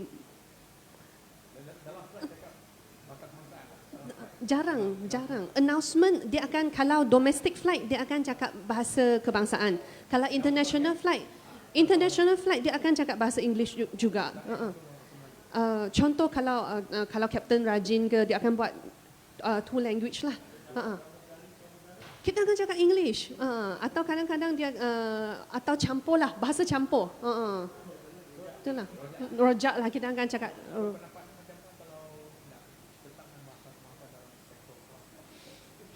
Ya, itu soalan sangat teknikal lah sebenarnya. Soalan sangat teknikal. Saya tu kena buat satu BenQ brainstorming tu. Untuk saya memang tak ada idea lah sebenarnya. Mungkin kita boleh tanya ustaz lah. Ya, mungkin kita perlu satu sesi lain sebabkan ini bila bercakap bahasa Inggeris untuk dunia komersial, dia bermatlamatkan keuntungan. Kan? Jadi kalaulah dasar itu mungkin mengurangkan di mana-mana saja, mungkin jadi satu faktor yang penghalang. Apapun pendapat Ustaz macam mana? Ya. Baik, untuk komersial ataupun dunia perdagangan, memang pihak-pihak yang terbabit mengutamakan kelancaran urus niaga, kan? Dan bahasa yang digunakan tu dia melihat kepada dia punya hegemoni sesuatu bangsa itu. Sekarang bahasa Inggeris kita boleh nafikan bahasa Inggeris. Hatta orang Jepun pun datang ke Malaysia dia mesti belajar bahasa Inggeris yang sana. Walaupun di Jepun dia tak kat sekolah dia sangat minimum belajar bahasa Inggeris. Saya sebab ada kawan guru Jepun ya. Sangat minimum. Memang orang Jepun tak pandai cakap Inggeris pun. Tetapi yang mana yang telah dijadikan projection untuk dihantar ke luar negara memang diajar untuk bahasa Inggeris. Jadi Jepun yang kat sini guna bahasa Inggeris kan? Guna bahasa Inggeris sebab itu bahasa jambatan di seluruh dunia.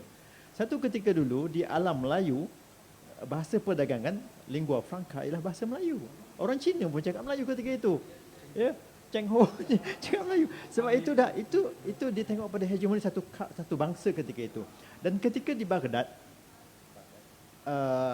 dinasti kerajaan Abbasiyah, ketika itu semua bangsa yang datang ke Baghdad belajar bahasa Arab. Dan Baghdad itu sendiri penduduknya pun bukannya orang Arab saja, orang Iran, orang India, ya. Dan gerakan penterjemahan sangat giat.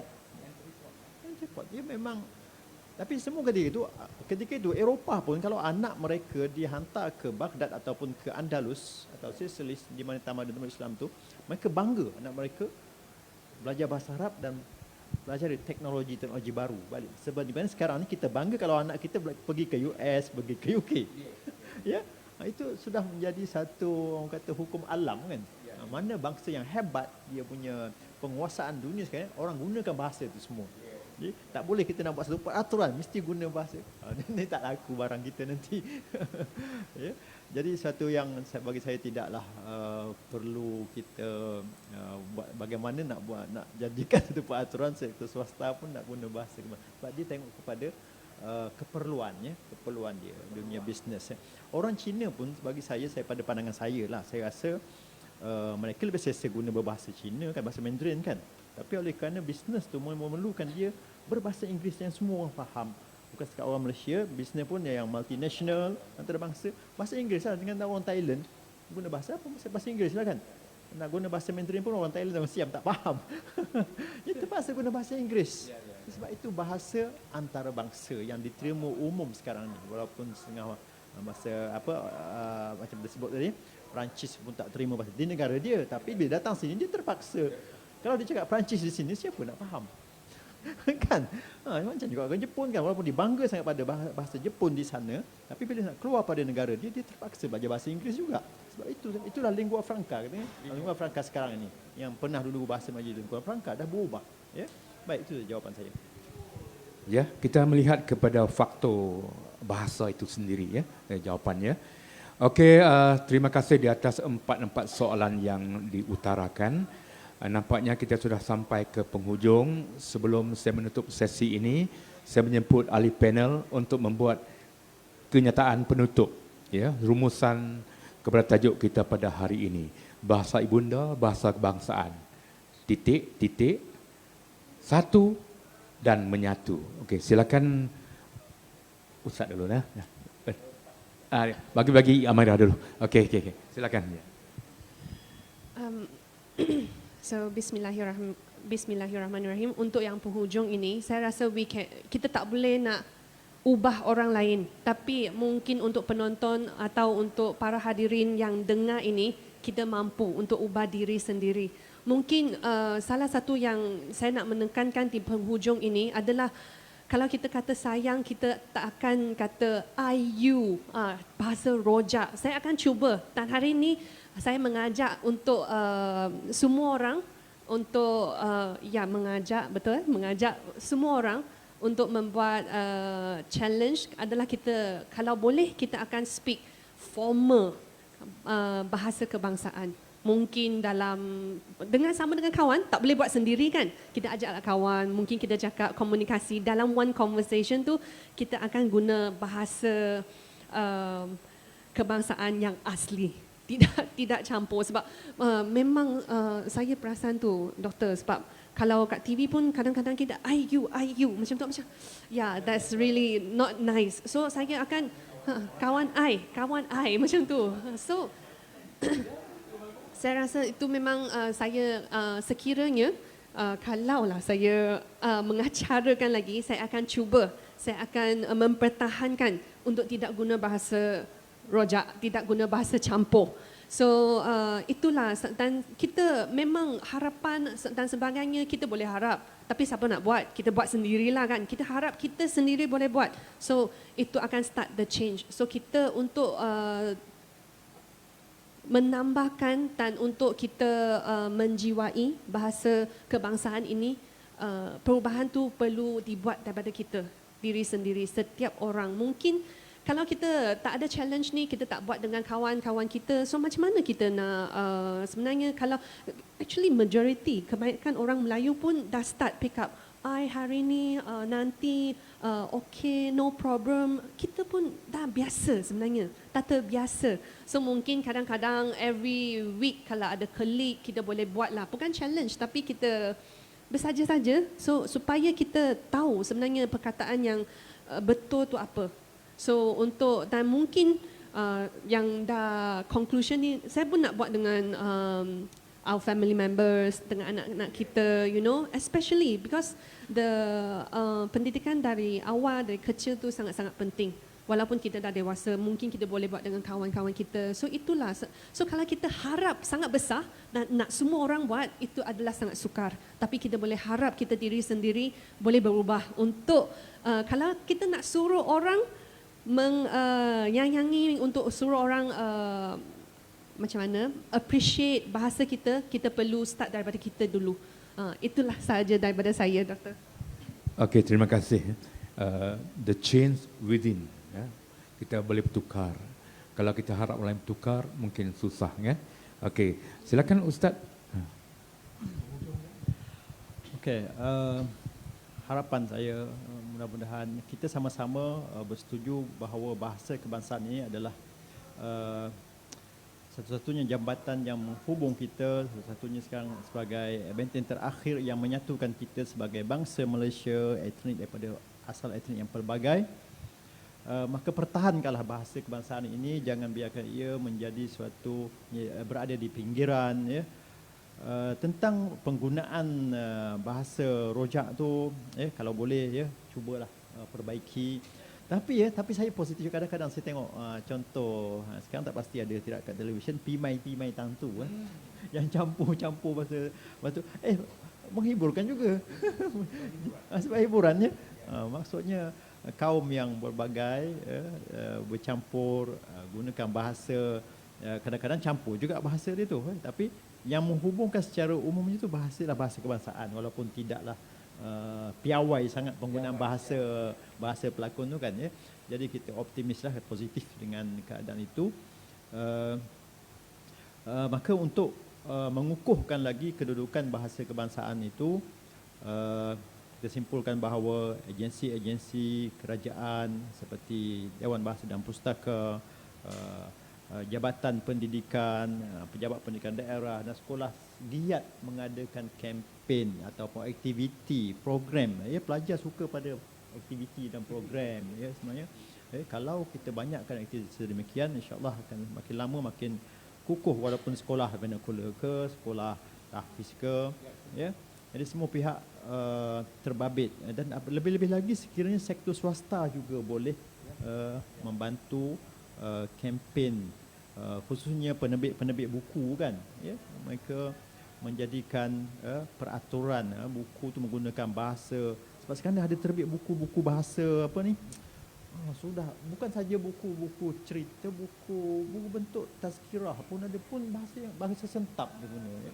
Saya merasa ini akan mempengaruhi anak-anak muda guna bahasa yang memang macam bahasa bahasa sembang chatting digunakan untuk buku. Jadi tidak wajar, itu tidak wajar. Jadi penerbit buku harus bekerjasama, bukan hanya menekankan laku sahaja, tapi sayangi bahasa kebangsaan. Ya, ia boleh disampaikan dengan bahasa yang betul.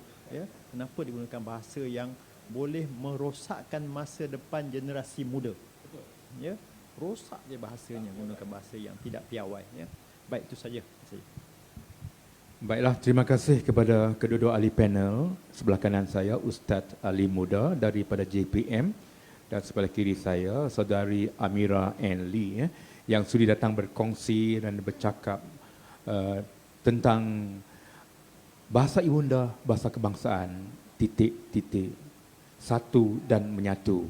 Dan ribuan terima kasih juga diucapkan kepada DBP di atas sapaan untuk saya datang ke sini untuk bersama dengan program DBP, dan diharap hari ini bukan yang pertama dan terakhir. Dan kalau ada kurang lebih ya cacat di mana-mana, saya mohon maaf. Jari 10 di pohon ya. Anak tinggi-tinggi si matahari, anak kerbau mati tertambat. Hari ini aku datang ke sini. Harap-harap belum terlambat. Sekian, terima kasih. Dan serahkan kepada saudari pengacara majlis ya. Baiklah, jutaan terima kasih kepada kedua-dua ahli panel dan moderator kita. Kupasan yang begitu hangat dan menarik. Semoga apa yang disampaikan, apa yang dikongsikan akan dapat memberikan sesuatu yang bermakna untuk kita renungkan secara bersama tentang betapa pentingnya bahasa kebangsaan ini sebagai satu alat dan titik persamaan ke arah membentuk perpaduan yang utuh dan jitu. Saya juga tertarik dengan pandangan ahli panel kita bahawa bahasa kebangsaan ini bukan untuk kita sekadar tahu atau kita sekadar kenal, tetapi untuk kita jiwai dan kita cintai. Selaras dengan bahasa jiwa bangsa yang selama ini kita dukung, kita bawa kepada arus yang lebih tinggi, dan setidak-tidaknya seperti mana matlamat kita untuk membawa bahasa kita ini ke seantero dunia, insyaAllah. Baiklah, saya juga tertarik dengan satu lagi perkara yang dikongsikan oleh ahli panel kita, iaitu tentang formula 3M. Apakah formula 3M itu, yang mana melalui bahasa kebangsaan ini ia dapat mewujudkan 3M itu. Yang pertama, menghormati. Bagaimana daripada bahasa kebangsaan ini ia mewujudkan satu rasa hormat, menghormati di antara sama lain. Yang kedua, memahami. Bagaimana kita memahami perbezaan di antara pelbagai budaya, pelbagai kaum, pelbagai etnik dan sebagainya, yang akhirnya membentuk 3M yang ketiga, iaitu menerima. Dan akhirnya kita dapat menerima perbezaan-perbezaan ini. Dan inilah di mana bahasa kebangsaan ini dapat akhirnya membentuk kesatuan dalam kepelbagaian. Baiklah, yang seterusnya, seperti mana kupasan terakhir, penutup daripada ahli panel kita dan juga moderator, yang mana bagi merealisasikan hasrat ini, bukanlah kita menunding jari kepada bandar-bandar pihak, sebabnya menjadi peranan semua pihak, peringkat kecil, pertengahan, dewasa, sektor awam, sektor swasta, pendidikan dan sebagainya, bagi melaksanakan hasrat ini. Maka peranan-peranan ini amat perlu dimainkan dan perlu disegerakan dan perlu diberi satu garapan yang kukuh, utuh dan orang kata agresif, secara agresif, supaya kita tidak lagi terawang-awang dengan angan-angan yang tidak capai matlamatnya, tapi kita bergerak pada hari ini, sekarang ini. Sekian, dengan ini tepukan gemuruh buat mereka sekali lagi, kepada ahli panel kita, moderator kita dan kepada semua yang terlibat. Dengan akhirnya bersesi soal jawab seperti tadi dan juga kesimpulan daripada ahli-ahli panel kita, maka kita pun rasa begitu cepat masa berlalu. Maka baiklah, forum Channel Bahasa dan Sastra kita pada pagi ini. Dengan ini saya mewakili pihak urusia majlis, pihak program, merakamkan jutaan terima kasih kepada ahli-ahli panel kita dan juga moderator serta tuan-tuan dan puan-puan yang sanggup kekal bersama sehingga ke penghujung program ini. Tahniah untuk masing-masing. Dengan yang ini, majlis menyemput tuan-tuan dan puan-puan serta ahli panel kita dan moderator untuk menikmati jamuan yang telah disediakan. Semoga bertemu lagi dalam forum Canai Bahasa dan Sastra yang akan datang. Akhir kata,